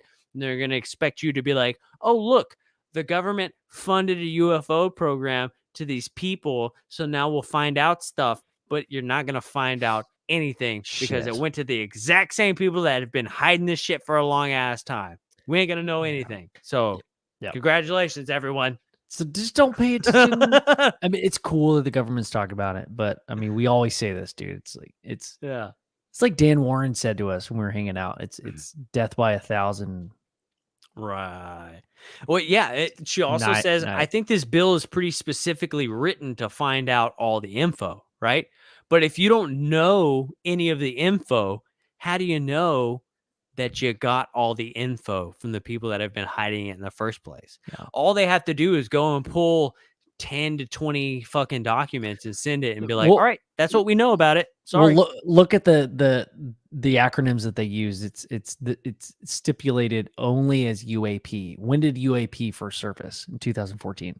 That's when it governed. Is that right, or is it? Well, it actually. So the European government has been using it since, like, I believe the 80s. Oh, and it's a term that's been around for a long time to separate UFO and pop culture from UAP, and so it's a term that they've been using for a long time. I think it goes back to the 80s. I'd be curious to see if that's awesome. 80s shit. That was a wild time. Maybe even 70s, dude. I can't remember the specific date, but it's not anything recent. They've been using it for a long ass time. So I'd be interested to see if there's any language in any of these bills that says anything about experiencers or abductions or military abductions, MILABs. Yep, they're not going there. Not gonna, because in order to go there, they have to admit all the fucked up things that they've done to people. Yeah. They will never go there. That's why the last thing that was dropped, the big disclosure thing, right? Yeah. They started at 2004. They didn't talk about anything prior to 2004, and they don't even want to get into it. You know why? That's when they were murdering people. You know why, dude? Because they were murdering people. Because they were murdering people. Yeah. Literally, that's why. Like, they don't want to talk about it. Literally murdering people. They don't. You really think we're going to get a document on my labs? I don't think so. I don't think so. You think we're going to get a debrief on what the Men in Black are? I don't think so. Yeah. So you the know? rules. So obviously, are we going to talk about the theoretical physics working group? No, they're not. They're not. They're going to say, we found some shit in the sky.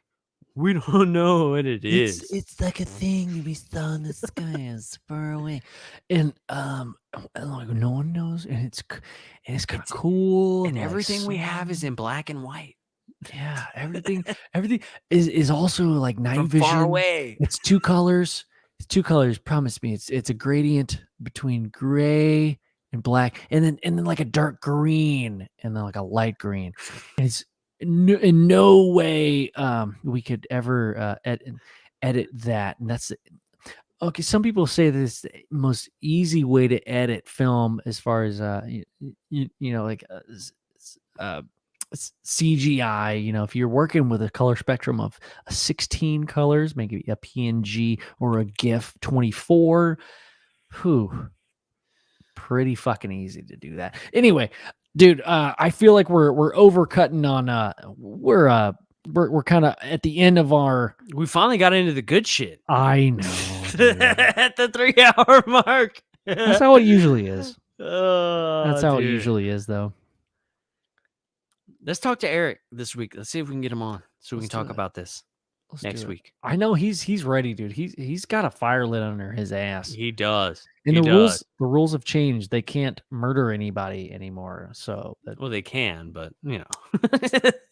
Well, yeah. If I'm not here next week, they can totally murder somebody. If I'm not here next week, it wasn't Ben.